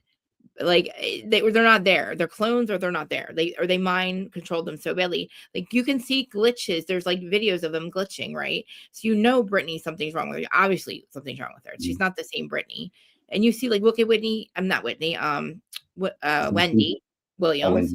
That's they cast out all of a sudden, and then they're not there anymore. Well, okay, the Wendy Williams thing is a different thing. That's like I don't know for sure. I'm not saying. I feel like they try to. There's this thing where sometimes your estate, and they did this basically to Michael Jackson and others, where your estate, the people around you, your parents, your brothers, your kids, your managers, they basically will give you a cocktail of drugs to make you insane so that they can take over your estate. They can now take over how you spend your money. They're not going to let you fuck off your money anymore. So I think that happened to Britney at one time. Yes. That was happening to Wendy Williams for sure. She might be crazy. Absolutely. When Wells Fargo just stops her millions? She worked her whole life to support. So her and her son could have a great life in the end. And look what happened. Like he's spending her money and they stop. And then now they put her away. Like it's like I don't know what was going on with TMZ. I don't really trust them, but like I don't know. Like I don't know why she's still there. Why is she still there? She was normal to me. Like you know what I always wonder when I think about Justin, and I don't know how he's doing now. Every so often it seems like he's doing good and then he's doing bad again. But where's Waldo? Where's Waldo get you? Corey Gamble. Right. Do you remember last year though when he was walking around looking super pathetic and he was trying to get out of the music industry and he was crying everywhere he was at? Eyes full of tears everywhere. Blaming Diddy and stuff. Like he's not blaming Diddy, but you were making us blame Diddy. Well, yeah, I do. You gotta realize this Diddy stuff really did fuck up a lot of these weird. Like they all have like mental breaks. But they lied to us. They didn't have shit. They had nothing. They said they had videos of kids and they said they had all this evidence on him, right? They had nothing. They didn't even fucking charge him with the drugs they found in his fucking hotel room. That could put a motherfucker away for life. You told us he had drugs in his room. You told us what he had. You laughed about it and you didn't charge him. But then you have nothing. You have fucking his ex-girlfriend to explain why she got beat. And that's what the fuck you got. You have no videos of sex with kids, no sex trafficking. All lies. Pam Bondi said we had videos and pictures of Epstein. Yep. That's what they said. Pam Bondi, where's it at? Where's Jeffrey Epstein's black? I don't care about the files or the aliens, or the UFOs. I want to know who's driving the UFOs. Okay. When you start to be honest about who's driving them, that's full disclosure to me. Who's driving them? What beings? Because I'm one of them. I would like to know which one I belong to. But when you finally tell us what the fuck's been going on since 1950 fucking 2, that's full disclosure. Not a bunch of fucking military shit that we've seen already. You know how the day of looking us, they thought we were going to be wow. We don't give a fuck. We're like we don't. And they're like, oh, you don't care? No, we want to fucking know What the fuck's me? Where are the med beds? Where's free energy, assholes? Let's go. You know what I mean? Right. To me, that's full Yeah. disclosure. The truth, Yeah. the real truth. We've had You've the been free fucking energy. us That's for a like long time. Like, that we're not industry's holding free. on. Like, we're not free. The fucking AMA was made up. They keep you sick, keep you sick, keep you sick. Money, money, money. Take your teeth out. Money, money. It's like, wow, we thought we were doing well. We thought we were the country that was like being treated well. And here we are getting fucked in the ass and not even knowing it. Like, they're doing it right in front of us. I know it sounds like cliche and cheesy, but it really is like that Matrix. Remember at the beginning of the Matrix movie, they said you've been living in a repeat of the 90s. It really feels like we got to the 90s. And then they go, okay, no, like we're really not going to give you like water power cars. We're not going to give you like actual good solar power. We're not going to give you because there's too many industries that depend on keeping up with oil. Like they're going to slow leak all this. Sick and tired and broke. Like, how are we more broke now? Like, how is shit more expensive? I don't get it. Like, what the fuck is happening? Other countries don't live like this. They can survive off $100 a week on food. I'm spending $200-300. I'm like, why? I can't do this. My husband's like, oh, more $200. I'm like, we needed some stuff. Like, it's crazy. It's 2 years. It's crazy. This has to end. This all has to like be shooken up and start over. Fuck the last 250 years. I don't give a fuck about your goddamn birthday. It's all been lies. Our human evolution was fucking hijacked and we want it back. Well, I think that it's kind of like what you said about how like whatever this is that's opposing humanity moving forward. Like you said, they know the book. They know the ending of the book. They know that right. They're not going to win. They don't hold on to control forever. But is that maybe the reason why they're showing us their face and going, yeah, let's just run the planet into the ground. Let's run the world economy into the ground. I think they're scared and they're messing up. They're doing creating all these weird psyops and we're laughing at them and they're just getting more desperate. And I think they're falling off more and more. Like, I do believe we're on the new earth. I do believe what's happening is Trump does work for the light. And I think others do. I think the scientists were ones that had, in my opinion, my perception is they had enough technology that certain people in their orbit could get a hold of it, would use it for bad again. So those scientists, those people had to go. They made contracts before they got here as beings, alien beings, to save the planet, which is at a point in time in history, if it comes to this point and people find out about this technology about, do you have a choice to either go, like, because a lot of them just disappeared. Some of them, say took their lives. I don't know, all of them have to do with it, but I didn't realize that China had them too. China has their own group. Well, David Wilcock, and I don't know really where I'm at spiritually anymore, but I was a big New Ager for a long time, and I still love David. I still love David Wilcock. I'm very upset about what he did. I feel very conflicted. I think that he was I don't think he would have done that. And that being who he is as Edgar Casey and Ra and all that. No way. Right? How is he not connected to Ra and Ra going, don't kill yourself, David? You know what I'm saying? I don't think David himself would do that. Edgar Casey would do that. Again, that's what that one is. What's really scary and revealing, because it's one thing for the anti-gravity lady. That's the latest one that went missing, was the anti-gravity lady. The free energy people, that all you can go like, well, there's numbers, but I know it's the multi-dimensional people are also being taken out, and that's I do. Obvious it has to be for some people. For some people who are still asleep, I don't really know how much more obvious. I know, and I'm not disappearing the metaphysicist for no reason, right? Like, seriously, don't you look at some people and you're like, you tell them about the Mandela effect, right? And we're used to it, right? So we're just like, oh, we're just in a different reality. Some people should blow their minds and they just look at you with dead eyes and it doesn't affect them. And I'm like, oh, and it's I'm like, hello, you remember Thanksgiving being on the 3rd Thursday of the month, not the 4th, Mom, right? Yeah. Well, or the brown cornucopia on Fruit of the Loom, the Fruit of the Loom logo. Look up that the Mandela effect. That one's the craziest. I'll tell you, I don't know how crazy the Mandela effect is.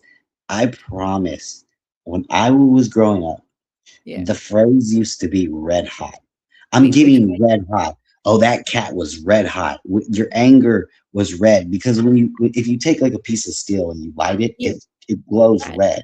And it used to be red hot. People don't say that. They say white hot. Like I realized like 3 years ago, White hot. everywhere I look, people are going like, and that dog was white hot mad when the mailman came to his house. And I was like, what? No, it's red hot, man. Like I swear to God, the phrase used to be red hot. You were red hot.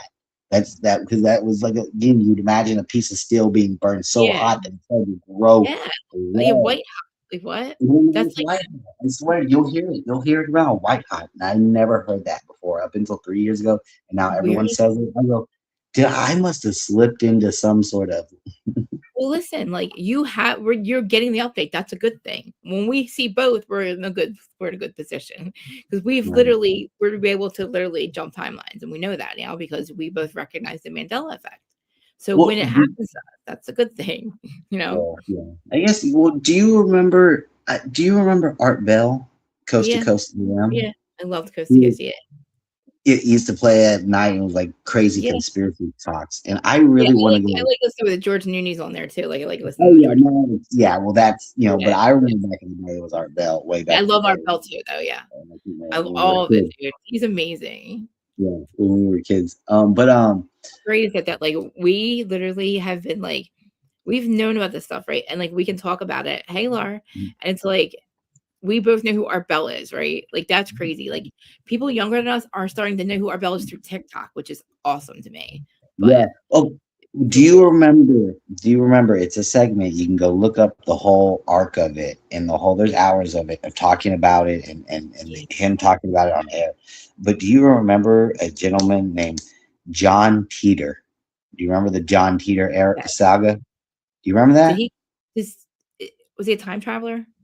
Yeah. Okay. So you remember John Teeter? Yeah, Yeah. yeah, John yeah. Teeter was that guy Yeah, who yeah, yeah. Okay, yeah. Trying to. okay. So your friend who's listening, or if anybody's listening, Yeah, Laura. um, John Teeter was a guy who claimed he showed up on the Coast to Coast AM message board, and he claimed that he was a time traveler. And this is all part that is true and very interesting about him. He's Yeah. saying he came back to get an old computer, and that this computer, it was like it was sold to the general public, but it had a quality of it that could diagnose other computers, and that was something at the time that only like a computer manufacturer would have. So it was something really special, and nobody knew that. Like nobody knew that. And so this guy came back in time for that computer and said, this is why I'm getting it, because it's actually, y'all don't know it, but this is actually a special computer that can help diagnose other old technology. And like I think it was the Microsoft guys or whoever it Oh, was, okay. or Yeah. IBM, or someone came out and said Oh, like, yeah. yo, only like 3 people knew that, and none of us, like, It's how not did he us. know that? So anyway, one, just forget about John Teeter, Yeah. whether he was real or not. Just remember this. I remember Yeah. the one thing I always took away from what he told us, Yeah.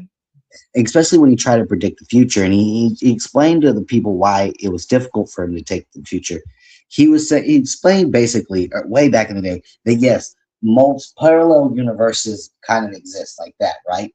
And so what John Teeter explained to us is that so when you leave your timeline and you go forward or backward in the future and you go do your thing, when Yeah. you come back to your timeline, you can only get there approximately. You'll never actually jump back to your original timeline. Where you'll That's end up is in a timeline like kind of in and around your original timeline. So when you get there and you realize Donald Trump ran, or you realize that Bugs Bunny was black and not gray. And but he was trying to explain that little things will be different. You'll go back to your timeline, and Hitler didn't die in 1945. Hitler like died that in about how 1956, and he went to Mandela court and maybe. he executed him.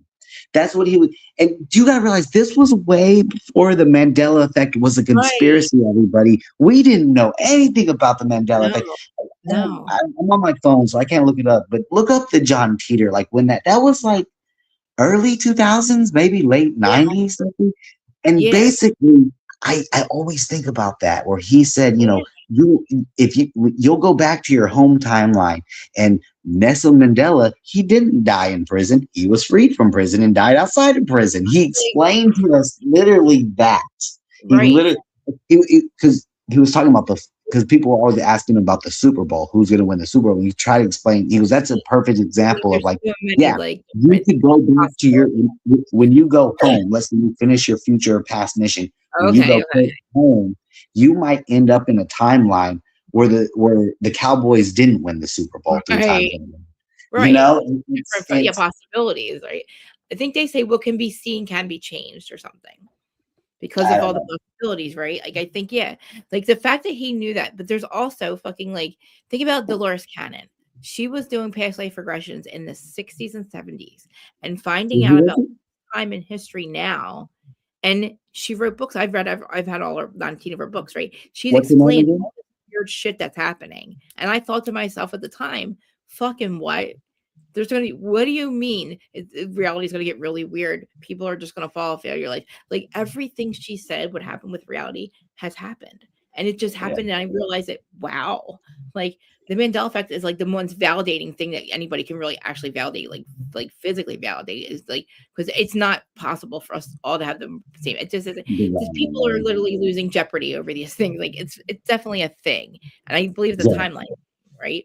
But I do think too, like, our lives are rapidly, our consciousness, like say people like me and you are rapid, like we're going through cycles of like dark night, all these things are happening like in our life, like in mine anyway. Like I went through like these things I didn't know were happening, dark night of the soul and like awakening, and I didn't realize it. And then I'm like reading the books, I'm like, wow, that's like these people falling out of my life, like these things, like these timelines in my life are like contracts, we'll say, that were open from my childhood, like in my life, that were just like toxic people that I never closed their contract with, or like soul contracts, like I never say goodbye to them or something. Those people were going to fall out of your life. And I thought, well, we live in the same town, like I'm going to see them. But 5 of my bridesmaids, I haven't seen them not one time in 7, 11, 12 years. I X'd them out of my life. Like I got them out of my life at literally at different points in time, but like for good reason. Like I can fuck up all by myself. So, but I don't run into them. I don't hear about them. They're literally not in my reality. It's weird.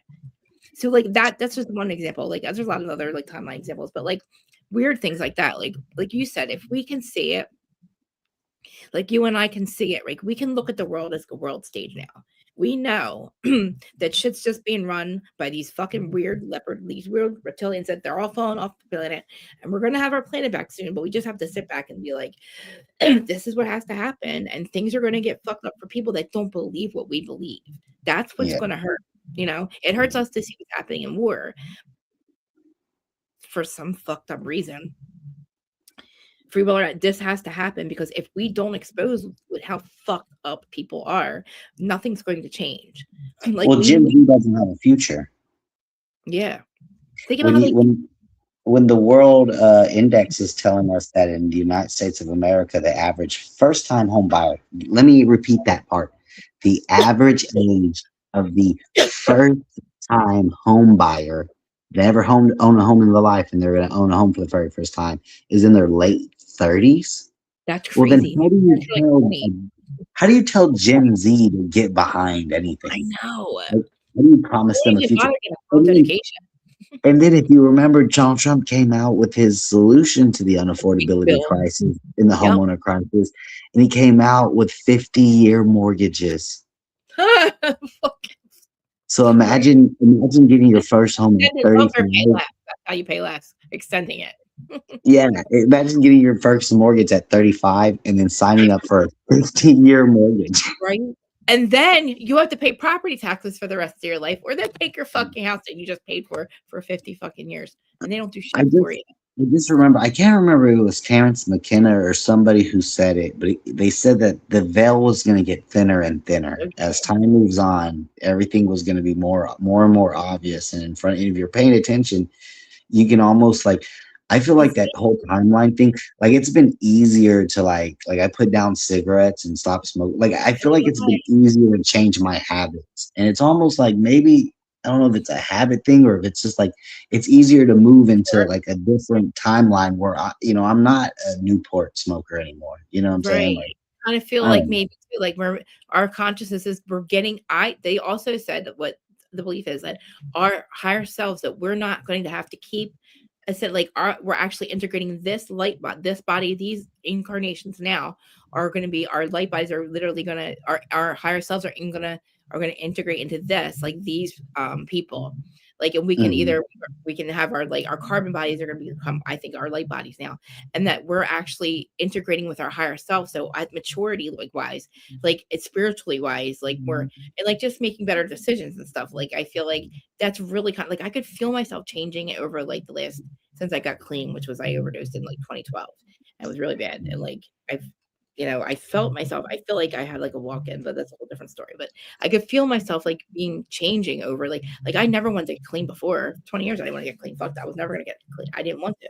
And then finally I had no choice really. Like I was going to die. Like I didn't want to die. And like, so, but I could feel that something changed after that. It was 12, 21, 12. Something changed after that. Didn't know the significance of that date for a really long time, but it's entered in my calendar. And I actually died that night, and I woke and I came back.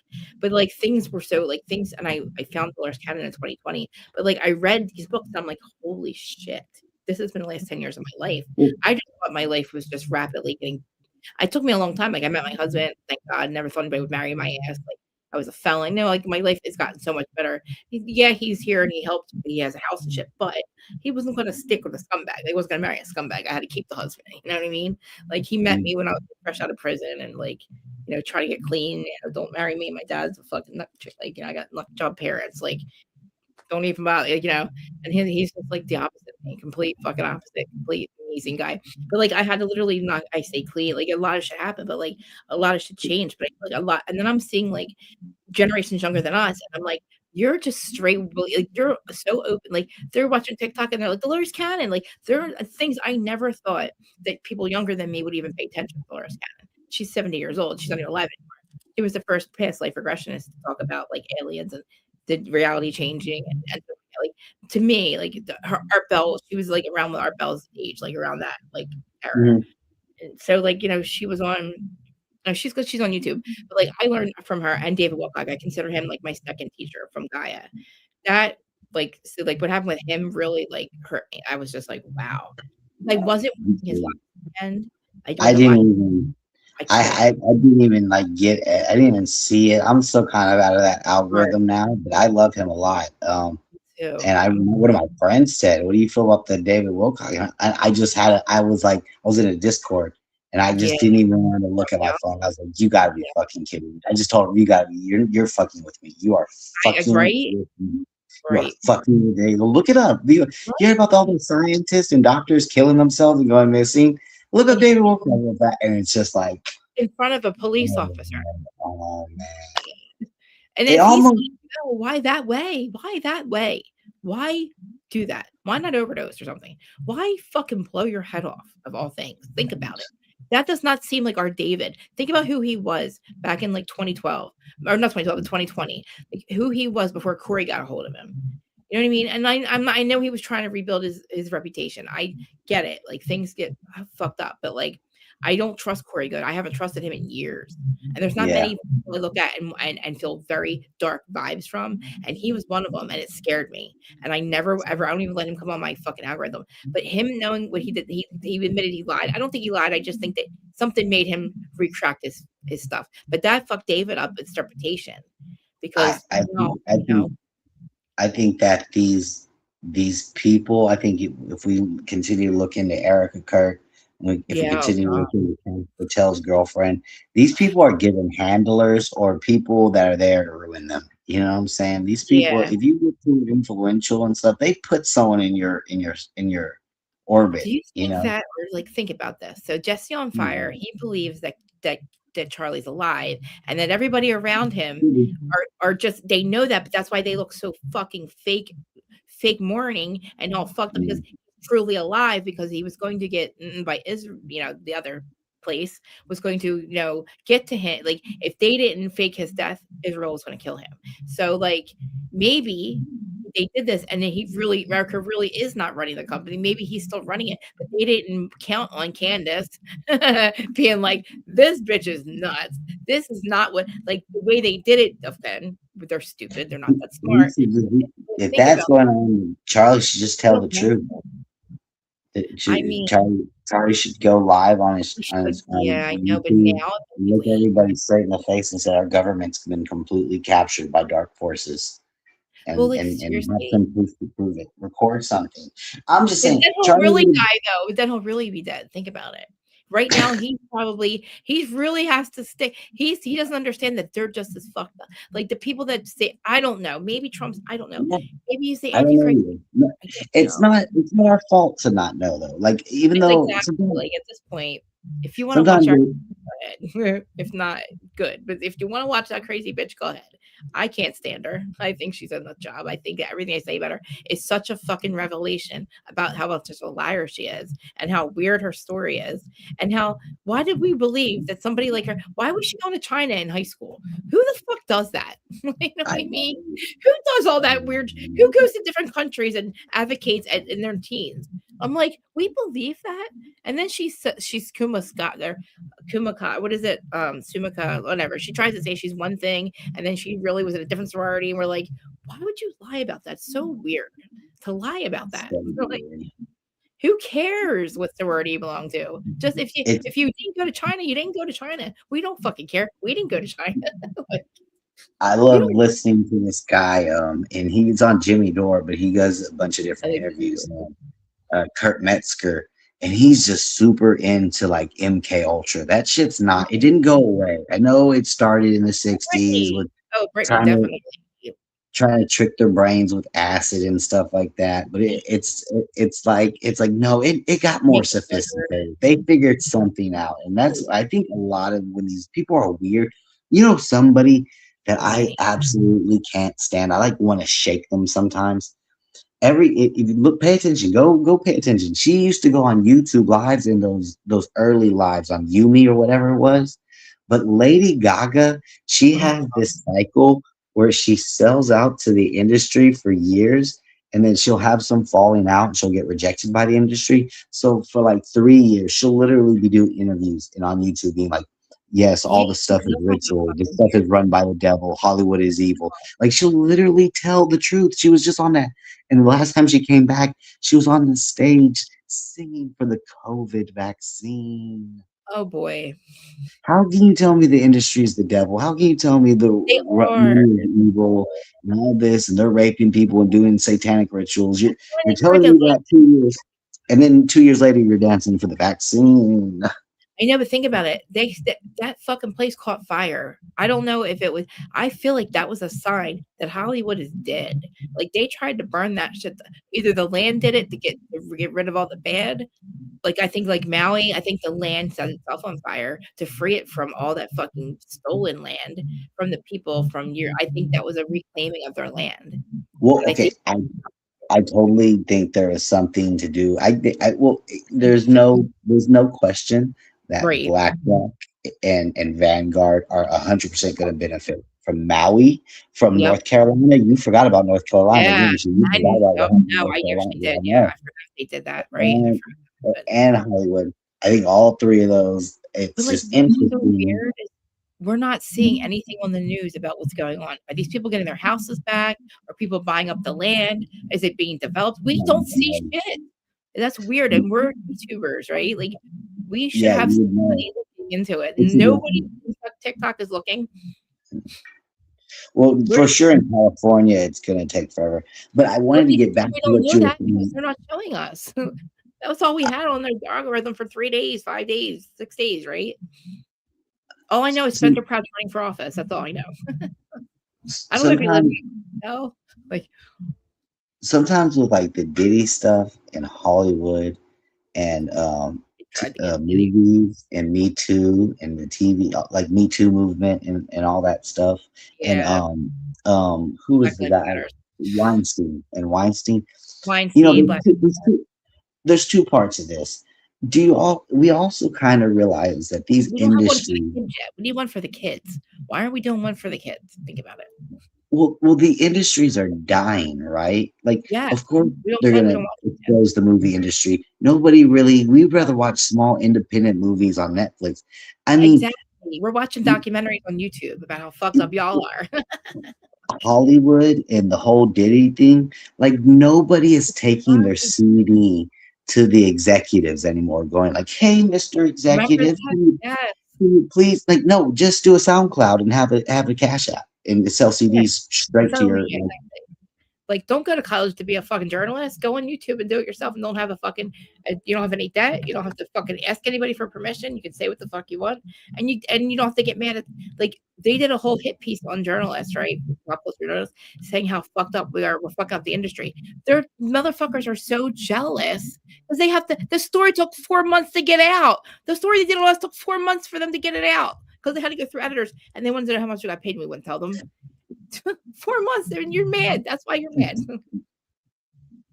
Quit your job. But and just like with the journalists, just like with the journalists, just like with movie and television actors, just like with the movies, isn't it interesting how also these industries are done? Like, nobody cares about these guys anymore. Get out. Look what Tom McDonald did. He didn't fucking have. Nobody would fuck with Tom McDonald. He goes on YouTube and blows the fuck up.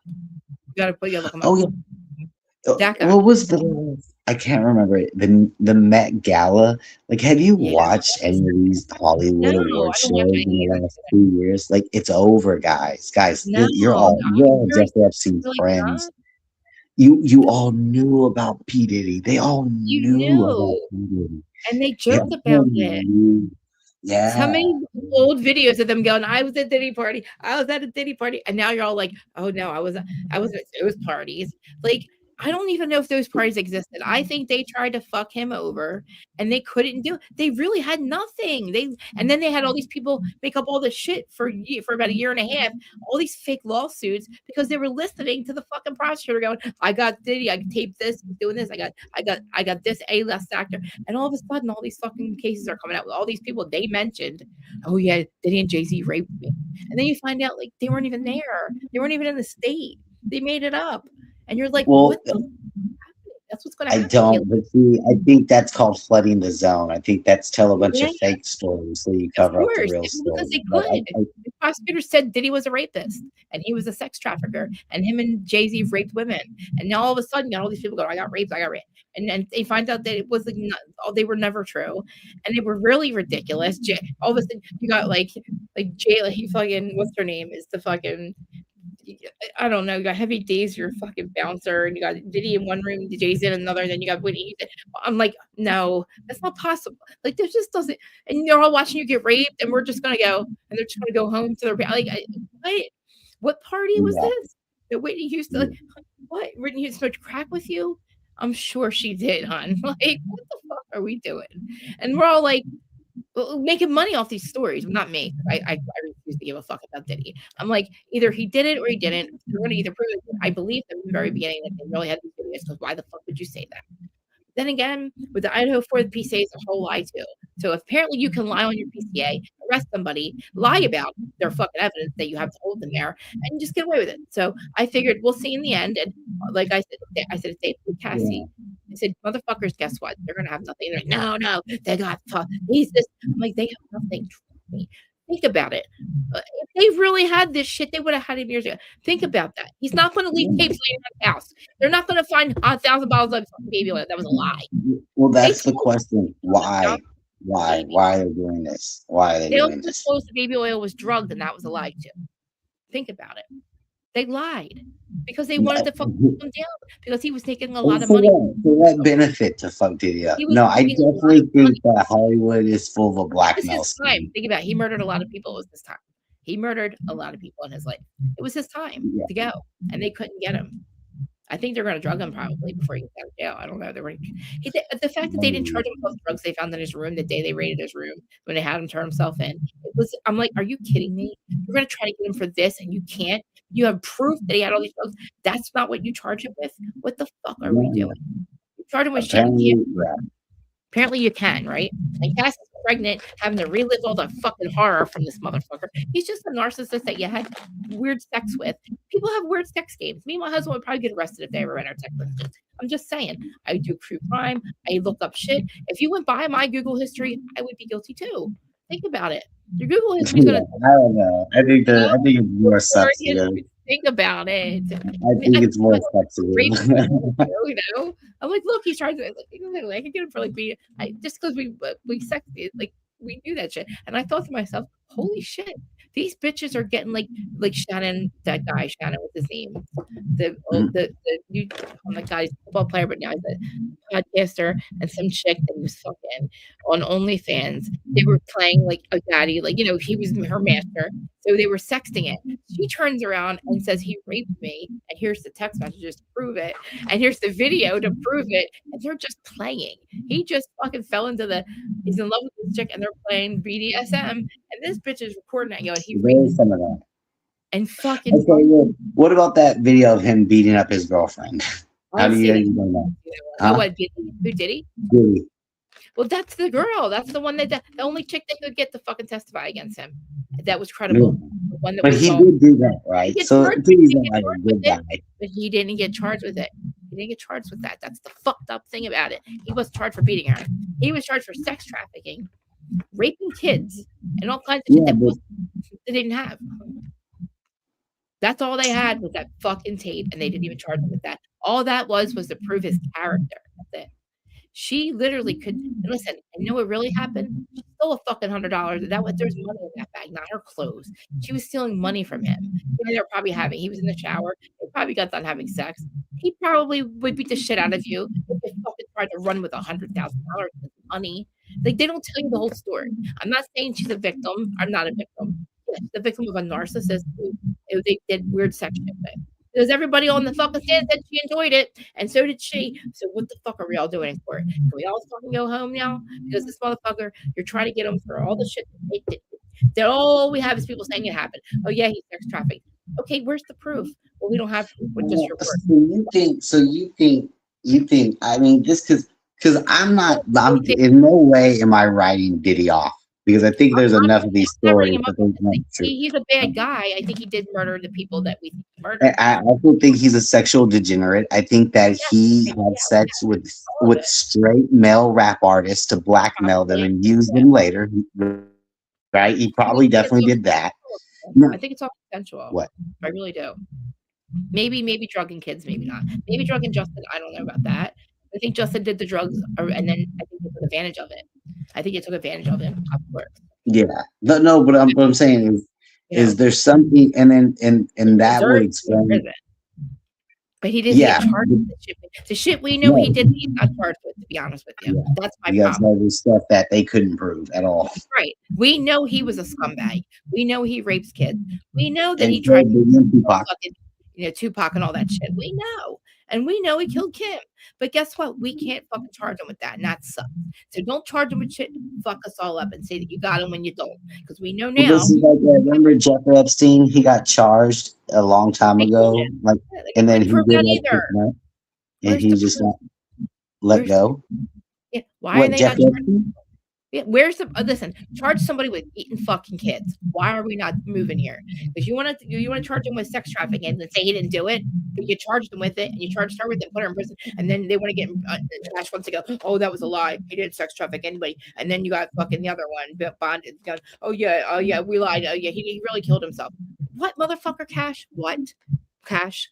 You seem to forget what you said. You knew that and you also have somebody in prison for the sex trafficking, bitch. So let's fucking see, where are the people that they sex traffic to, and where are the kids? And stop playing games. I don't want to see the files unless you're gonna do something about it. I get really mad about it. Like, I don't even want to hear the word president and government. Makes me sick now, because it's not a democracy. We know that now. They've been lying to us the whole time.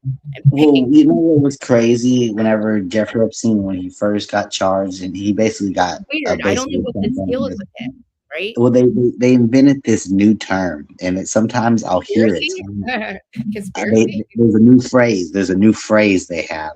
It started with Jeffrey, but they're using it more and more. And this is the word: is underage prostitute, which implies that she's there doing a job, like she has a time card and she's taking a cigarette break. Like, no, you mean a molested child? Yeah. That's just a fancy way. Wow, really bad.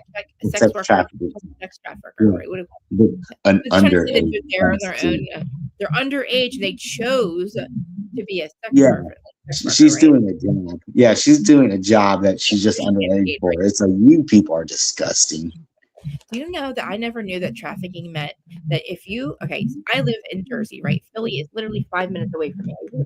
If I get a prostitute and take her to the bridge, I just sex traffic.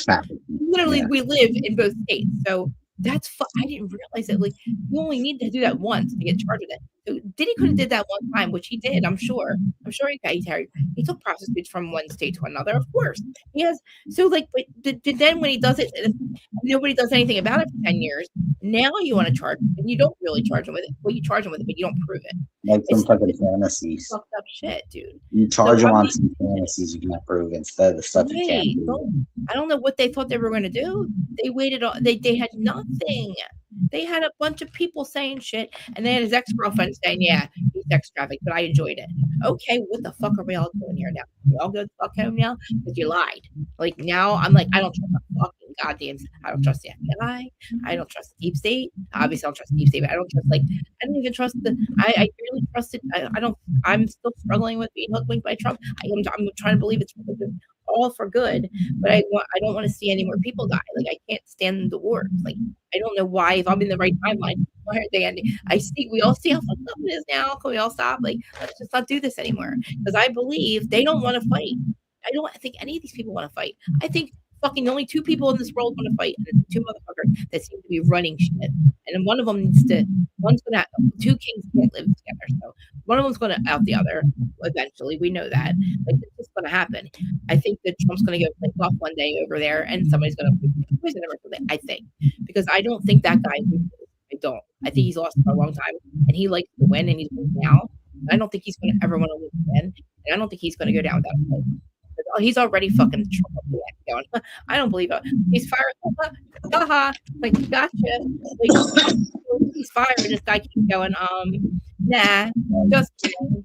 Oops. It didn't include this country. And we're like, what the Trump? Are you this dumb? Are you fucking with us? Like, are you doing this? Are you well, he did mock Christianity. He did. I don't know who. I want to say maybe he looks really fucking. I looked at him the other day. He looks sickly and older and fucking not himself. He looks like a fucking different man and even sounds like a different man. And his wife doesn't even want to be around him anymore. So what's up? Like, did he get taken? Is he the Antichrist? Because of blackmailed? He looks weird to me. He looks weird. He looks off. He looks sick and not, or maybe not himself. Maybe he's a little heavier. He looks like a older man. He looked good for his age when he got elected. Now something's up. I think he got himself, maybe, and he can't. And that's fucked. For him to be at the cost of the country and his reputation, and maybe his purpose. I don't know what his plan was. I don't know what the plan is. It's not working. No, and I think the Charlie Kirk didn't work either because of Candace and us. And maybe, like, we're not going to believe. I don't know what a 30 out 6 is, right? But when you show me what it does to somebody, I no longer believe that Charlie Kirk got hit by one of those bullets. I think that you had Tyler's boyfriend. He was actually the guy, and he was just there to be the video for somebody else to shoot. I can't explain. I don't know. I don't know if you know who Mike is. The guy he's fighting with right now about the fucking video. He thinks this one guy is an exploding mic. Where's his exploding mic? He's got a very compelling fucking argument. It really makes me. It's funny to know when I've heard that one. Yeah. That makes. Listen, I can't explain a gunshot wound at all. I feel like something shot out of the. It doesn't. The way his shirt goes up is the only weird thing. Like that, nobody can explain that. And the 30 out 6 did not hit that guy. No. Now that we know what that does, all the display, everything we've seen people do, the actual demonstration, that's not. And then Hunter said that's not possible. Not at that fucking. That it wasn't that far away. It would have blew his fucking head off just like JFK. So let's start over. Wasn't that 30 out 6? But then you have to figure out, well, he didn't have fucking armor on. So what the fuck went like this? You remember that old man that dropped his pants and said, "I did it," and then he got arrested for having child porn on his phone? Listen, do you know he's been at every fucking every major traumatizing event in history? There's a lady that she's been in like the Boston bombing, the Pulse nightclubs. There's a lady who's been in Dude, like she's a time different. traveler too. They're time travelers, in my opinion. They're time travelers. Be at those events to either get distraction. Think about it. That was Listen, a sis. distraction from looking at the guy who's running away with the gun. That's why that guy was there in history. He showed up at JFK for some reason. He's on the grassy knoll. He's there to fucking witness the fucking Pulse night shooting. Or no, he was where? At the Vegas one? He was at the Vegas nightclub. He was everywhere. I'm like, Yeah. oh, and he's the one calling 911. What? Yeah, Oh, yeah. you're gonna have to sit down and explain to me why you just showing up and being the one causing chaos when the fucking shots go off and you're like, it's me. Everybody sees this guy, and all of a sudden, like, he's got to be a time traveler. He was probably a butler, for all we know. Butler is weird. Like, I get.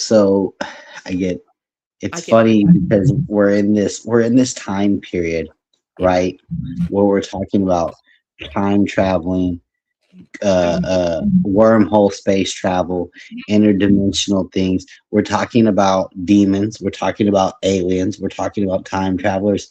I guess let's just, because you and I can both at least try to think wide. I know. Like, this is all the same thing. Like, it might be time. It's the same. I don't know if it's interdimensional travel, but it's the same thing. It's just in a different. It just depends on how you look at it. Your perspective. If you're like an atheist, you think it's like aliens going through a wormhole. If you're like a hippie dipping spiritualist, you think it's like an interdimensional thing. When you listen to the telepathy tapes, you realize that it's all the same phenomenon. It's all the same phenomenon. It's all energy. I was talking to the girl, and this is like the same thing. I was talking to the girl at the smoke shop, and I was telling, like, if you listen to the atheists right now, they'll tell you that AI is about to transform life and make everything easy for us. If you listen to hippies, we're about to go to the fifth dimension. If you listen to like if you listen, like, everybody has, or if you listen to the Christians, the Jews and the Muslims, they say the end times and Jesus is about to come back. Just realize that everybody is pointing towards some big change that's clearly coming. And is it Jesus coming back? Is it aliens showing up? Consciousness coming back. Is it AI? Is AI going to change our whole life? Like, I don't know who's right. It all depends how we know. But listen, we have the choice to look at it either way. We can look at, like, okay, look at what's happening. Look how I explain where I perceive what's going on as a good thing, right? Other people don't see it that way. We have a choice to see it either way. And no matter what, we're not going to be able to change. We can change our perception of it, which is basically creating our own reality. Like, I wake up and say I'm on the most benevolent available every day. I say it, and then I try to. Let me just be honest. If we're doing the mental health thing and we're in the no judgment zone, I believe it. I started drinking beer every night. Just one tall boy, maybe two tall boys during the coronavirus shutdown. And then I stopped it. One dry January, I stopped it. And I was like so happy because I got into it for years. And it wasn't like I was getting stupid drunk.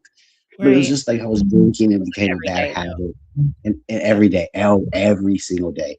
And I will admit it, guys, I've been struggling. I've been, not every day, but a lot more since, again, I didn't care about Charlie Kirk. But it just, like, I'm trying to explain, like, everything is so, like, everything is getting so intense. And your knee-jerk, and this is going back to what you said about things being good and not bad. My knee-jerk reaction is to get scared for the little kids being born and all the elderly people, because things are probably going to get really hard, like, really quick. But at the same time, if you remember that, no, this money system, this world, these governments, this is of the devil. So if it's falling apart, we should be cheering and dancing. Like, good, I'm glad the money system's falling apart because it's of the devil. I'm glad Jeffrey Epstein got exposed because this shit is of the devil. I'm glad people are knowing that. Hollywood was made from the devil. That was it. It's an evil spell they put on us. We like these people. Why are we screaming for the Beatles? That didn't happen in the 40s, the 50s. Do you realize how just asleep Right the boomer. now. You talk to a boomer. Now you got cool biker boomer parents, but or maybe Gen X parents. Still, like my grandparents. You talk to regular boomers. They're They don't watch the internet. They don't look at the internet. They believe what Channel 3 News tells them. That's what they believe. They believe to the Facebook algorithm and Cambridge Analytica. I know. And they're going to be so. I just feel bad. The little kids. But listen, the little kids being born are crystal children. Though, think about it. They are born already able to. It's going to change for them because the generations under us are the ones that TikTok that are so awake and aware that are making changes. Like Charlie Kirk, and now we could. I'm telling you right now, I would vote for. I don't even want to say vote. I can't. Democracy makes me mad. It makes me sick right now because I feel so fucking hoodwinked for life. But like I want to look at it like. We don't need this anymore. We could have a Tucker Carlson or Charlie Kirk type, but maybe not Charlie. People like Tucker Carlson, which I believe is one of the most. I think they obviously will never run for president. I don't want to say president. Friend of the people, we'll call it a position. Friend of the people, right? Because it's a president. I don't want to hear it anymore. People that aren't politicians to help run the fucking shit. Start over. Get rid of every motherfucking name agency. Get rid of all 3-letter agencies. We don't need to pay taxes on our house anymore. You owe us. We're not paying taxes anymore. Start over and get somebody like Tucker and like Charlie Kirk. I don't know. Somebody's not politician to literally run the shit. And let's just like agree with other countries. We don't need to fight. We can share goods. We don't need to fight and go. We don't need to go steal them and kill people and lie to your people and say weapons of mass destruction. And we're like, yeah, war. And then we're like, wait a minute. You just took our towers. Did you take our towers down to lie to us so you could go to war? And we're like, yes, go to war. And we're like, yeah, kill Bin Laden. Bin Laden's a CIA fucking operative. Like, huh? You fucking motherfuckers. What? It's like, we were like, kill Saddam Hussein. Like, we're like, yeah, rah, you fucking. And then we're like, what do you mean with Jeffrey Epstein? Wait a minute. CIA operative. Like, you were working with them? Our towers down. If there was even real towers, who knows? I had a friend that died in there. Brian, who tells me there's no people in the tower. Will not tell me where he thinks my friend is. Like, tell me where. I believe you, Brian. Believe me where it is. If there's no planes and no people in the, they're not going to really kill people. They must have had my friend Nick go because I married him. And he goes, well, guess what? That's not any longer. I'm like, oh, you got me. Seriously, I just feel like that's a little. People go too far with things just being on. Because think about this. They have a lot of technology that I think they have. I watch Black Mirror. I don't know if you watch Black Mirror. If you don't, actually watch it. It depressed me. Oh, really? Well, I know they showed you the bad things that could come from technology. They should have left it with good. It's too realistic. But I mean, so much was cool, but the warning to us. It was fucking. I love it. I'm obsessed with that next season. And last season sucked, but the first 6, to me, I'm telling you, I swear it's one of the best shows ever. Like, I don't know. To me, like, I felt like maybe it is kind of boring, but it does tell you what everything is. But like, again, think about they have that on TV. Obviously, so they're already making people live forever. They're making people that you can watch the kid. I have it. They have that's like if they're telling us about it and they're like that on me because like the aliens have already brought us down. We've already lied to them once and used it for bad. Atomic bomb. It took them 75 years to come back. I think, in my opinion, right now, I think that comet. Well, I believe that it was a ship. Was coming and was bringing the technology that we now deserve to have. And that's when peace in the Middle East happened at the very beginning when it went past Mars. But then it left, and then I do believe that this is because think about it. There's a spiritual war. We're fighting.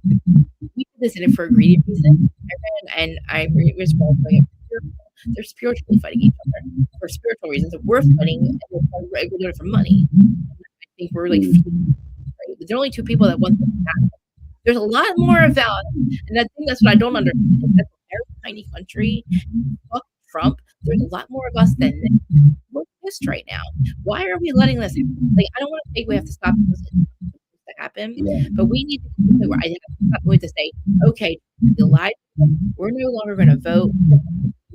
The system is done. We're sickened. You made us think about a sacrifice. Fucked us last year. And we voted for you. You messed up. We thought, oh my God, he's going to stop all the work. Then your husband does. I don't know if you voted for him, but I wasn't going to vote for the other guy. But I didn't vote for anybody Trump because I believed he was up to play. I lost it for a minute. I'm like, this is crazy. What the fuck is he talking about? Is he mocking Christianity? Okay. Listen, we all can pray to an that's fine. There's nothing wrong with having different master. We're gonna all of us pray to the one, God, or the source, or whatever you're doing. We're all are eating dinner together. Our children need to realize that they're all at the same table. We have to hate each other. We're up here, Allah, whoever, right, whatever. They're not fighting. They're not because they're up there. They're watching us. And we're like waiting their job. I think we got there. We have no reason to stand just because you pray to this. We can all live under one. We still have Christmas. We still have Halloween. I don't give a fuck. The United States live like that. My neighbors are very different than me, and nobody cares. Nobody's fighting about it. How do you get there, though? How do you think this is? Because it's a lie. We've solved these issues decades ago. There's no such thing as racism and hate. We were told that. We were told to hate these people. We were told different things. And we never really believed. And I don't think I think our parents were a lie. Our parents were a lie because people wanted to control us and separate us. And think about it.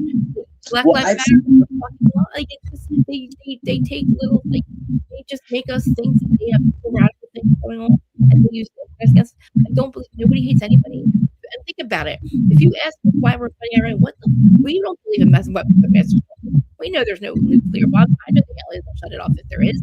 You don't need to go over there and do that shit. But for some fucking reason, it's a good excuse. It's a good fear tactic.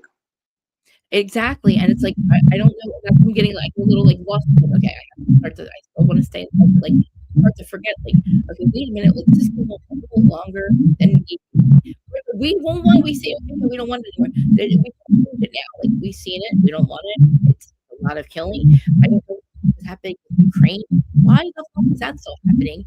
How are they not destroyed? How is that happening unless we're giving them money?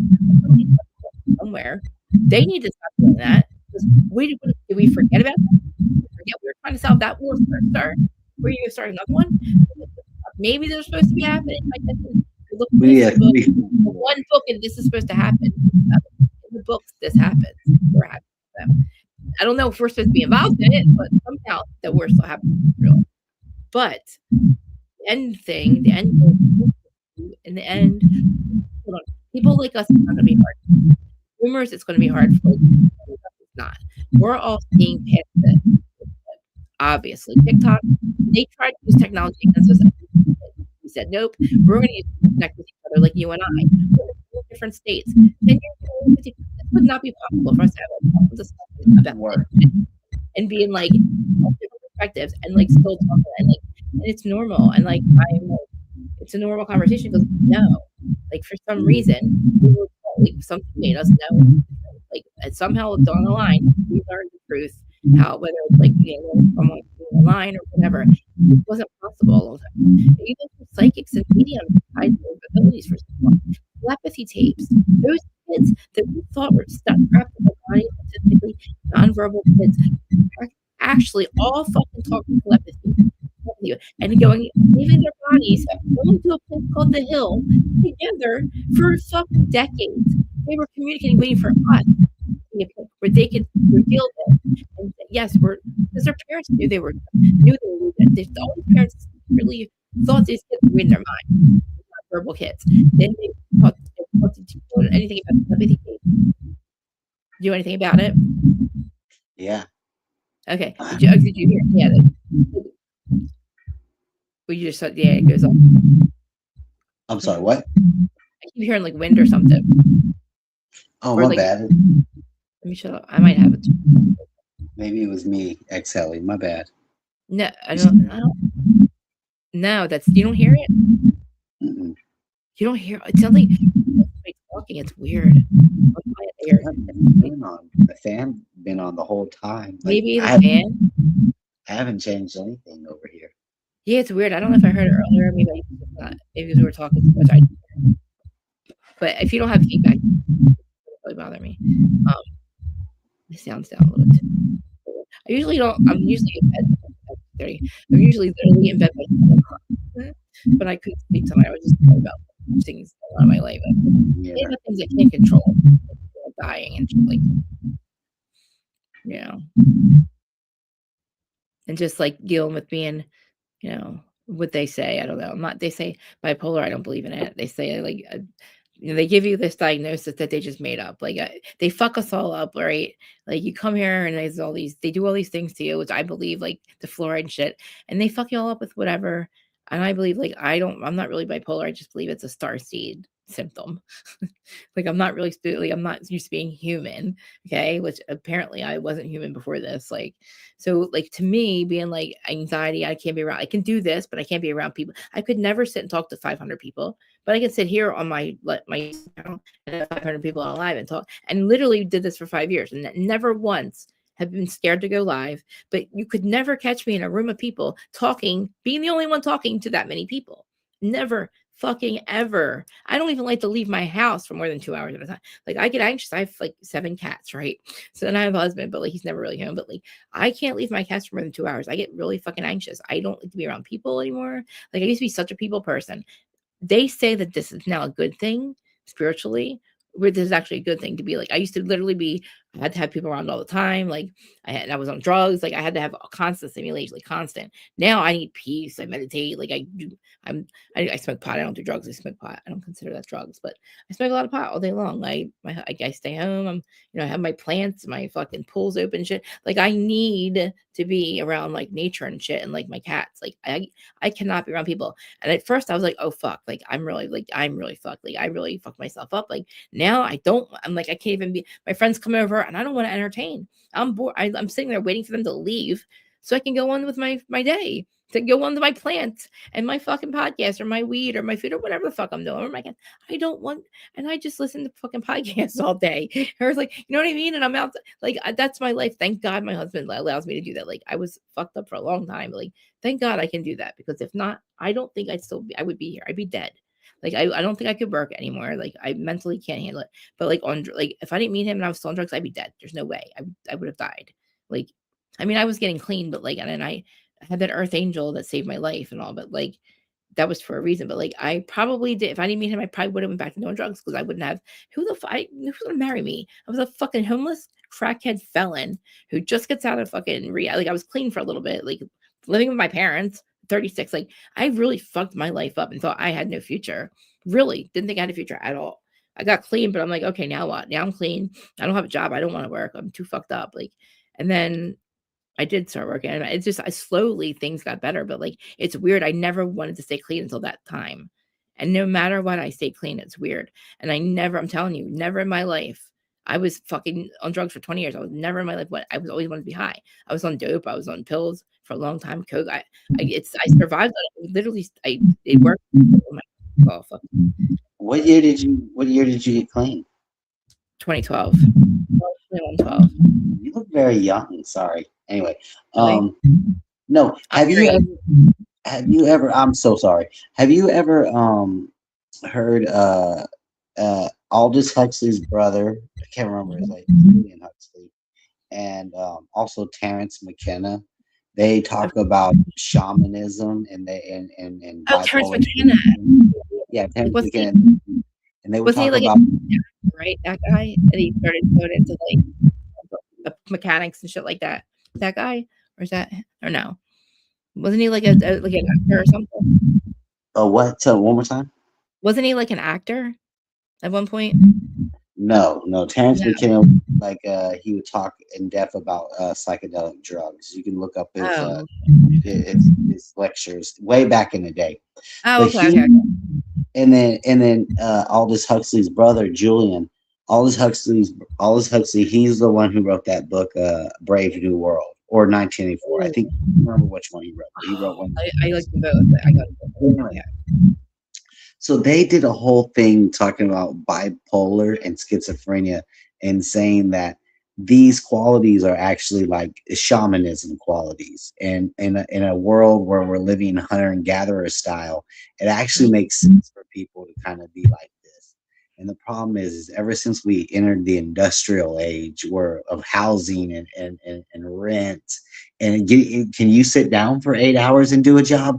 Like in that context, these kind of, and they were talking about what was really interesting is they were talking about how like bipolar, and when I was growing up, everybody's mom who was bipolar, it was always both bipolar schizophrenic. You I've never often heard schizophrenia. They never said that. yeah, they always add bipolar and schizophrenia together. And they were just talking about how like they believe that those illnesses probably were like one illness at one time, but then over maybe like they split apart like over, because here's the problem: schizophrenics are kind of not very personable. They don't like make a lot of friends, whereas bipolar people, they're like these people, they get hot and cold. They make a lot of friends one day and then they don't want to talk to someone the next day, you know what I'm saying? And so bipolar people always have a ton of friends around them. They always have a bunch of like, stuff like that. And So, so 10 different things. I was in school 10 different times. all I'm saying is when you look at these diagnoses in the context of the 21st century in America in a city, and they call it schizophrenia or bipolar disorder, just realize these could be like and the one thing that all different personalities. I think they're different incarnations. All trying to speak. Like I think it's different incarnations of themselves, other aspects of themselves that are coming back to try to. For some reason, their minds open to something that ours isn't, and maybe it's a bleed through of like their other personality, their other incarnations, because that was like the way their personalities are so different. Like a man, and they'd be this. Like to me, that's different incarnations that are trying to bleed through, maybe to help them, but it's not really helping in this time that we're in. It doesn't make sense to anybody else, and to them, yeah, this voices, or personalities. I think is it. Yeah. Well, shamans often would live alone. They would live kind of on a hill or kind of away from the rest of the tribe. And when there was a little kid who was showing signs of, this behavior, they would send him to go live with the older shaman, and that's how they would make a new shaman. With, the little kid who was kind of behaving weird, they'd send him there. And I don't know. A lot of meditation is medicine, basically. That's a way to get the child. So if he's got these abilities, be able to like literally tame them. Like all they have to do is teach them meditation. You know what I mean? Because they have this ability, and like they have to learn to do something what the shamans do with it. And it's like basically harness and transmute it. Well, the idea Yeah. of the shaman using sometimes psychedelic drugs, but then other things like meditation and other practices. The reason why, again, this is all this big theory that multiple people made about the connection with shamanism and bipolar schizophrenia. Yeah, like I'm and they were explaining that like, bipolar people, they have a strong, like they get addicted to everything. They drink a lot, they smoke a lot, they do hard drugs, they become sex addicts, they become gambling addicts. Addiction transfer, dude. I had it my whole life. Then yes, but listen. It's crazy. You do better to help people though. I know. If you're one of these people who've been through the gambit of addiction and homelessness and all that stuff, well, you're actually the best person in our tribe. Because when the house mom, who's a good person, but she develops a little bit of a gambling addict, you can walk up to her and say, "No, I've healed myself. Like I've known." And this is like the core of psychology. Psychology and shamanism came out. Like psychology came out of shamanism, and it's all broken people trying to fix themselves so that they can help fix the less broken people. So when you do have a hard life, that might be because of drug use, and it might be because of mental illness. Like, well, just remember that you're meant to learn all these lessons. You're meant to deal with homelessness. You're meant to deal with alcoholism, drug addicts, sex addiction, gambling addiction, staying up all night, not sleep, all of the sleeping problem, all of this stuff God put on you to conquer. I should have not woken up. How many times I should have woken up when I did? That's when you say that. That's hard because like I know that these things, like my dads both are like, they're, the Pagan Motorcycle Club. So they're both fucking outlaws, right? So like I basically was like, instead of being like my moms who are like normal people and put up with them for all these years, they're the outlaws. I was more like them, right? So unfortunately, like I went through like, a chaotic fucking childhood, like where I thought was normal, and then like growing up and like turning into like I hated who I hated. I hated them for being like who they were. Then I became who they were. I became the addict and the fucking outlaw because I was always just like my dad. And then we overcome it right now, right? And now everything's normal for 10 years, and then my parents all decide they're getting divorced. It's like a fucking thing. It's the whole thing. Everything's fine. They're grandparents. They turn into grandparents, right? And we're all living life sober, out of prison. And years have gone by. We've all not fixed our lives. And I know when you say with people, I try to think what it is. The only thing I can say to everybody, like, I don't, with changes, I wanted to be, there's all these things I always wanted to be. I had to either be high or want my life, right? And I always wanted to be high more than I wanted my life. And then it got to the point where I wanted to have my life more than I wanted to get high. And that's where it starts to change. Like I wanted to have fixed, I didn't want to disappoint my husband and relapse, right? So I started to want to be more like, I was sober for like a year before I met him. But that was the only year I was ever sober. And like for that first year, and what it was is I wanted to be clean more than I wanted to get high. And it was only because it became such a fucking, like there's no way that I would die. Probably I would have another run of me. Like it became so dangerous for me to even, it wasn't even enjoyable because I can't like, at the point where like at rock bottom where like, I'm not going to be able to smoke at my house or smoke crack at my house. My parents, you know what I mean? It wasn't fun anymore. I'm not going to be one of those people that sits on the corner in Camden and shoots up. It's not enjoyable. So to me, it started to be a hassle. And then I'm like, fuck this shit. Like, maybe then I would hide home. It started to be, and also there's like lesser of all evils too. Like mine's fueled by mental illness. Like whatever bipolar you ever want to call it. My whole life, I just knew. There's just something in me that makes me, maybe it's anger. I don't know what it is, but I have a switch, and it's just, I don't know. I feel like it's dismissiveness, but that's a whole other story. But anyway, like I was a drug addict. My first addiction was sex. Then it was shopping. Then it was pills. Then it was coke. Then it was crack. It went on and on and on. It was never gambling or anything, but sex, and it transferred on and on and on. And that I didn't realize that like through the drugs. And then literally when I got clean, it was like I was doing dope, but I died 3 times in 6 months, and that was, for some reason, scared me. I was never scared before, but all of a sudden I'm dying from the needle. And I finally wake up the 3rd time, and I'm like, this cop, I look up, I don't know if you heard the story before you got on, but I overdosed fatally, right? They bring me back, and I wake up in a hospital, and I start to realize what happened. I don't know what I like. Oh fuck, I overdosed, right? And I'm cold. I'm that fuck crash cart next to me, and I'm like, okay. I start to open my eyes, and I look at it. And for some reason, I start laughing. I'm not even fully, my blood pressure wasn't even back to normal yet. I'm just getting out of like being dead. So I start to laugh, and the nurse yells at me, and she said, "You died. Da, da, da. Your friends dropped you off on the fucking corner and said, you already stole your car." And I look up, and I see a cop with my purse. And I start to realize, oh my God, I'm on parole, and I have a fucking bundle of dope in my pocketbook. I just OD'd, and this cop is looking through my purse, and I'm done. Even a person that's never been in trouble is going to prison for what I have. He walks over to me, right? And I'm like, I'm starting to realize, oh, I'm fucked. Like they stole my car. They thank God they gave me my purse. I don't know why. They gave me my drugs. Something else. But anyway, the cop says to me, listen, throw out all your wax baggies. Threw them out. And he's like, I'm going to charge you with 1 Xanax. And you have 90 fucking days to get clean.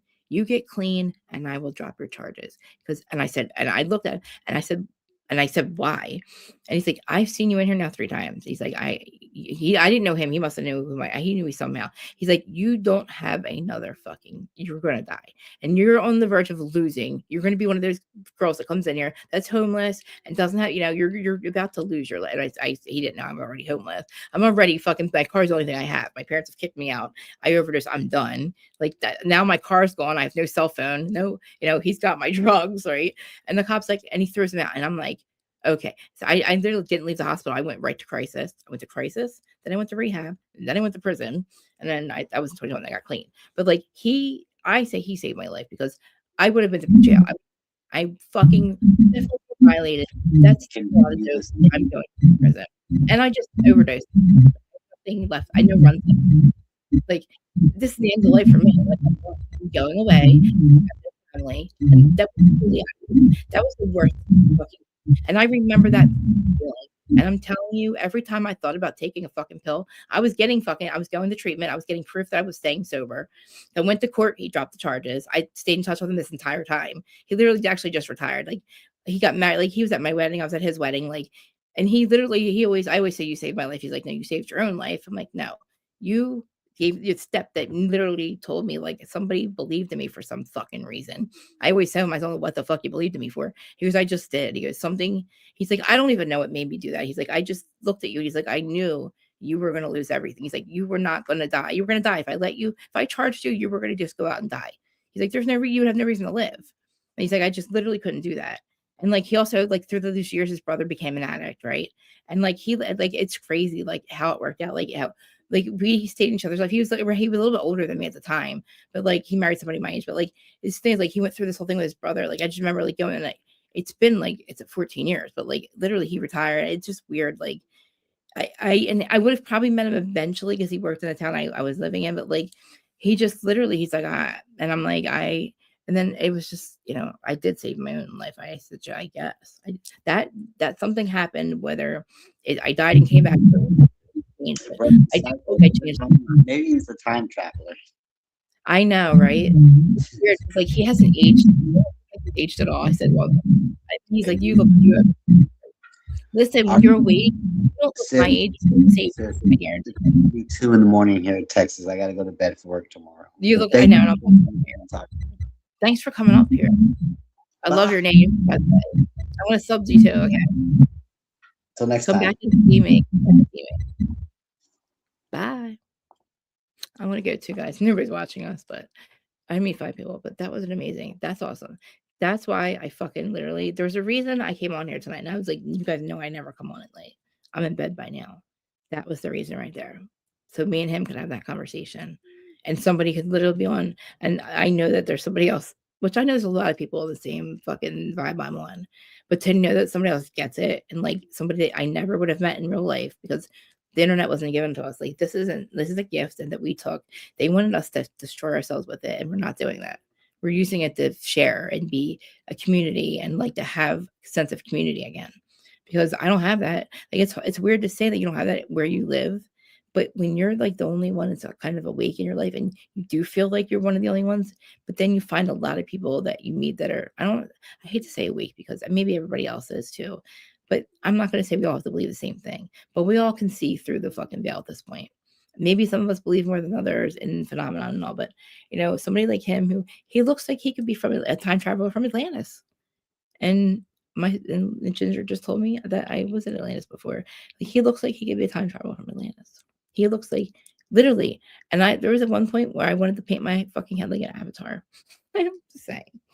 I just feel like I need to be, there was a reason him and I had that conversation. But anyway, that was Cosmic. His name was. Nobody listening. If you do watch this, if somebody is watching, look at you all up at my time, dude. I love you, dude. I've been on for, I don't know how long you've been here, but I was just on talking for 3 hours. It's 2:52. It's early where you're at, though. I love you because I hate Michelle. I love you because you fucking didn't like Michelle. Do you want to come up? I was going to go, but you want to come up? You want to come up? Dude, you have to get up early. I was literally we're talking about life in general. But I literally think about every time I talk about the Valley. I was talking about it today. I can't stand Lacey. Lacey, why the fuck? Is she getting paid? She must be getting paid, Manny, because she seems to be a character. Seems to be somebody's best friend. I don't know. And I can't stand Danny, that twerp. He needs to, and the 8th Plath brother, Luke, they can go shove their dicks up their asses. Stop trying to have sex with your wives that don't want to fuck you, okay? You need to get it together, Luke. You don't hate it here. You hate the fact that Kristen's not fucking you. That makes me so mad. Like, she just had a baby, dude. And then Nia has 4 fucking kids. This motherfucker makes her have to fucking clean. She's like, I got to put the beds, but then I have to clean up the house. I'm sorry. What the fuck's your fucking weirdo husband doing? Where's your sex predator husband? What's he doing? Well, you're putting 5 kids to bed, or 4, and him. He's a kid. He's a 5th kid. He's as tall as a kid. He's so fucking short. It is weird that she's with him. He's cute until you see. So he opens his mouth, and he acts like he has an accent that he doesn't want to get rid of when his wife's screaming at him to stop. I wanted to punch him in his face. But you're gonna be mad at me because I like Janet. I'm not mad at Janet, but you might not be here still. I mean, you 257. Yeah. All right, I'm just telling you real quick. I gotta go through. I gotta go down the line. Can't stand Brandon. You gotta go, motherfucker. Brittany looks worse than she did before her surgery. I don't understand it. I don't know what's going on with her face. She needs this. I looked at Brittany. Looks nothing like she used to. It is a shame what she's done to her face. And she gets a fucking body mommy makeover, and for some reason she looks heavier to me in pictures now. And I don't want to say that. I don't want to be mean about it, but something's wrong. Jax fucked her up because she keeps getting shit done, and I don't know what's going on. She got her boobs taken out, and somehow they're bigger. Kristen wants to tell Janet what a loser she is. I don't like Janet anymore because I realized what she said was really fucked up. Because even if you believe Danny's a sexual predator, I can say it because nobody around me knows him. But when you say it on TV, that's a different thing. And Janet did that to be hurtful, and she knows it. But for no reason. So I can get why they don't want to talk to Janet. But I don't know why Jason and Dan. Well, Danny's a fucking twerp. Danny and Jason, just get over it. Just live with each other or deal with each other. It's bad enough I gotta watch your wives fight over dumb shit. And I gotta watch Nia and Janet sit in the room go, are you sorry? Are you sorry? Are you sorry now? Okay, bye. Are you sorry? Like, stop with the I'm sorry fucking. I'm so sick of these I'm sorry lunches that doesn't end in anything. Nobody wants to fuck with you, Janet, unfortunately. I don't know why. I don't call her a fan. I think she's there. I think she's purposeful. She belongs there, just like the rest of the idiots belong there. I'm getting angry. I'm getting a little angry because Michelle's on my nerves. Are you going to fuck Schwartz or what? Too late. He found somebody else. Ha ha. Now you have to sit with Dr. Dre. Now you're stuck with Dr. Dre.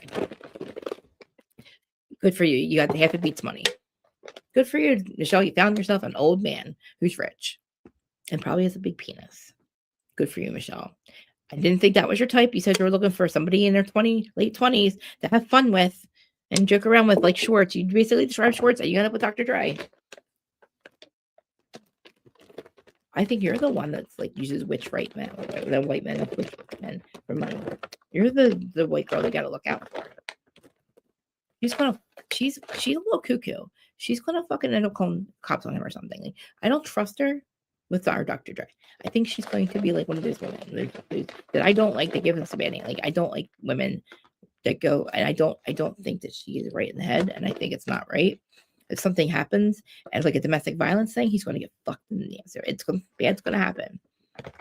I don't trust her. I think she's fucking manipulative, and I don't think she's going to be happy with not getting half her Beats money.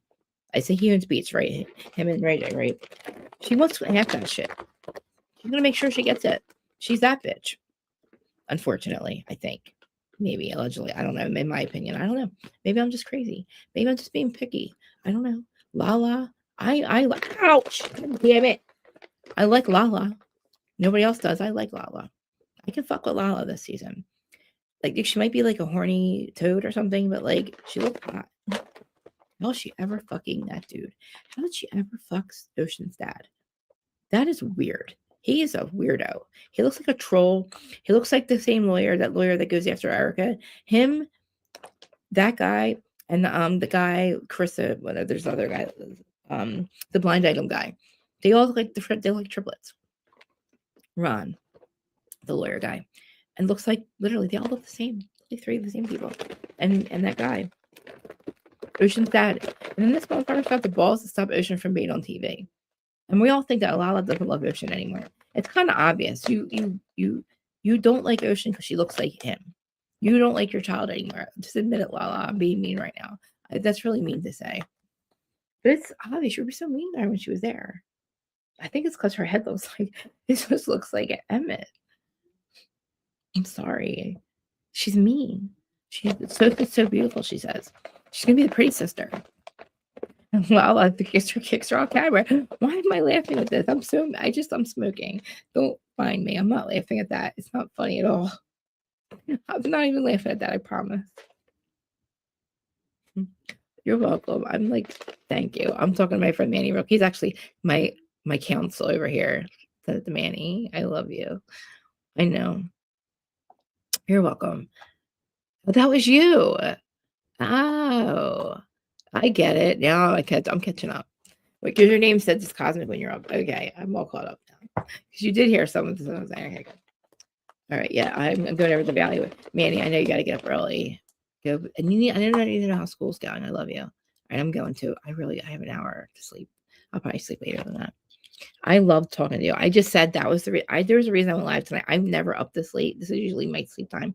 And I said, you're the reason. You were the reason. Because I needed to have that conversation. And I'm glad. So I definitely I'm gonna follow you. Definitely come back. Because I will definitely I'll have the conversation with you anytime about any of this shit. Any one of these fucking conspiracy, which I call them truths, that they have tried to sell us on. I will talk about any of them. If I need to know more information, because remember how JFK got Mandela affected with the car? I'm like, fuck. David Wilcox's last name got Mandela. I'm like, when that happened, I was scared. I'm like, David, that's why I stopped watching his lives. I was hurt. I was like, I can't watch anymore. He's definitely, I think that might be when we lost David, when his name got Mandela. It went from Wilcox with an X to the way they spell it now, which is weird to me because I had his books. And I'm like, David, why are you getting Mandela? He never answered me. I'm like, he's gone. He's gone. Because the guy we know would never have done that in that way, in my opinion. I just don't see it. People think we don't know him, and you don't know him. We do. We knew everything about him. If you watched him, you knew who he was. Like I learned from him. Like I watched everything on Gaia. He was one of the people I loved watching his series. Maybe I couldn't follow everything, but for some reason, just who he's the incarnation of is amazing to me, because for some reason I connect to Ra. And I said, you belong in Atlantis. I said, people like you with like your dreads and stuff, you are like, you literally, I would find you in Atlantis on the water planet. And we just found each other here on YouTube. But literally like Darius, I don't even know Darius, right? I always look at him and I'm like, he's definitely, you can just tell. But you have the same look as him. You look actually just like him. But he's that does all that OBEs and stuff. But you definitely probably know who he is if you know the same people I know. But yeah, you remind me of Darius, right? I kept thinking that the whole time. He's amazing. I listen to him. I don't want to leave my body. I'm scared. I don't want to do it astrally. I would rather not choose to do it. Like I don't know how these people have fun doing it, but I'm fascinated by the places that he goes and the stories and things that literally all the other, just to learn about the other dimensions. And then you hear literally that actually, just like NTEs, everybody's is different. It's your own creation. Like, oh, so if I leave my body, I'm not going to see the same dimension. I'm going to see the same dimensions, but they're going to look differently to me, which is fucking amazing to know that these OBE people, that they literally go to these same places, but they look at it, they see it differently. So that's like tailored for your own. Again, if I'm going to say one more thing before I go, literally, I've come to realize that like we are creating our own personal creation is literally even goes as far as like the universe and where we are cosmically, and things I'm saying about other dimensions. You might be this is all like all I'm doing this whole thing, right? Which is when you think about that's what they say, like we're literally just the one, like we're all one, like, but are we like, how are we all God? Like, how are we all the creator? But technically, I'm out here creating my entire fucking reality, even when I get back to God. Like, that's my creation. But like, and maybe you guys are all just NDEs in my life, but for some reason, I can't. I'm trying to get the whole like two souls in the same creation. I'm trying to figure out how we do it together. The whole free will and co-creating thing, it doesn't work for me with all the other people. Like there's got to be a thing where because my husband's not perceiving the same reality as me. That's obvious. I'm a nut job. I'm Adam on the attic, and he's just trying to wake up and not speak, and me shut the fuck up in the morning when he's trying to go to work for 12 hours. And I'm just like, babe, blah, blah, blah, blah, blah. The cosmic said this, and the planet did this. And I'm just, this is me all the time. We're creating our own thing. Maybe me and your visitors. I don't know. Maybe it's my reality, yours. I don't know. I think we're in the same one though. I believe the day after Trump was almost assassinated, and when I woke up in that reality, I'm like, oh, thank God. I thought it was a good thing. I was a good thing that we woke up on the one where he wasn't assassinated. Then we woke up on the one where he was elected. But then we got stuck on the one. It's all good. It's all for, we're on the most benevolent timeline available. That's the last thing I'm going to say. Love you. Bye. I will check you out later. Bye. We're on the most benevolent time.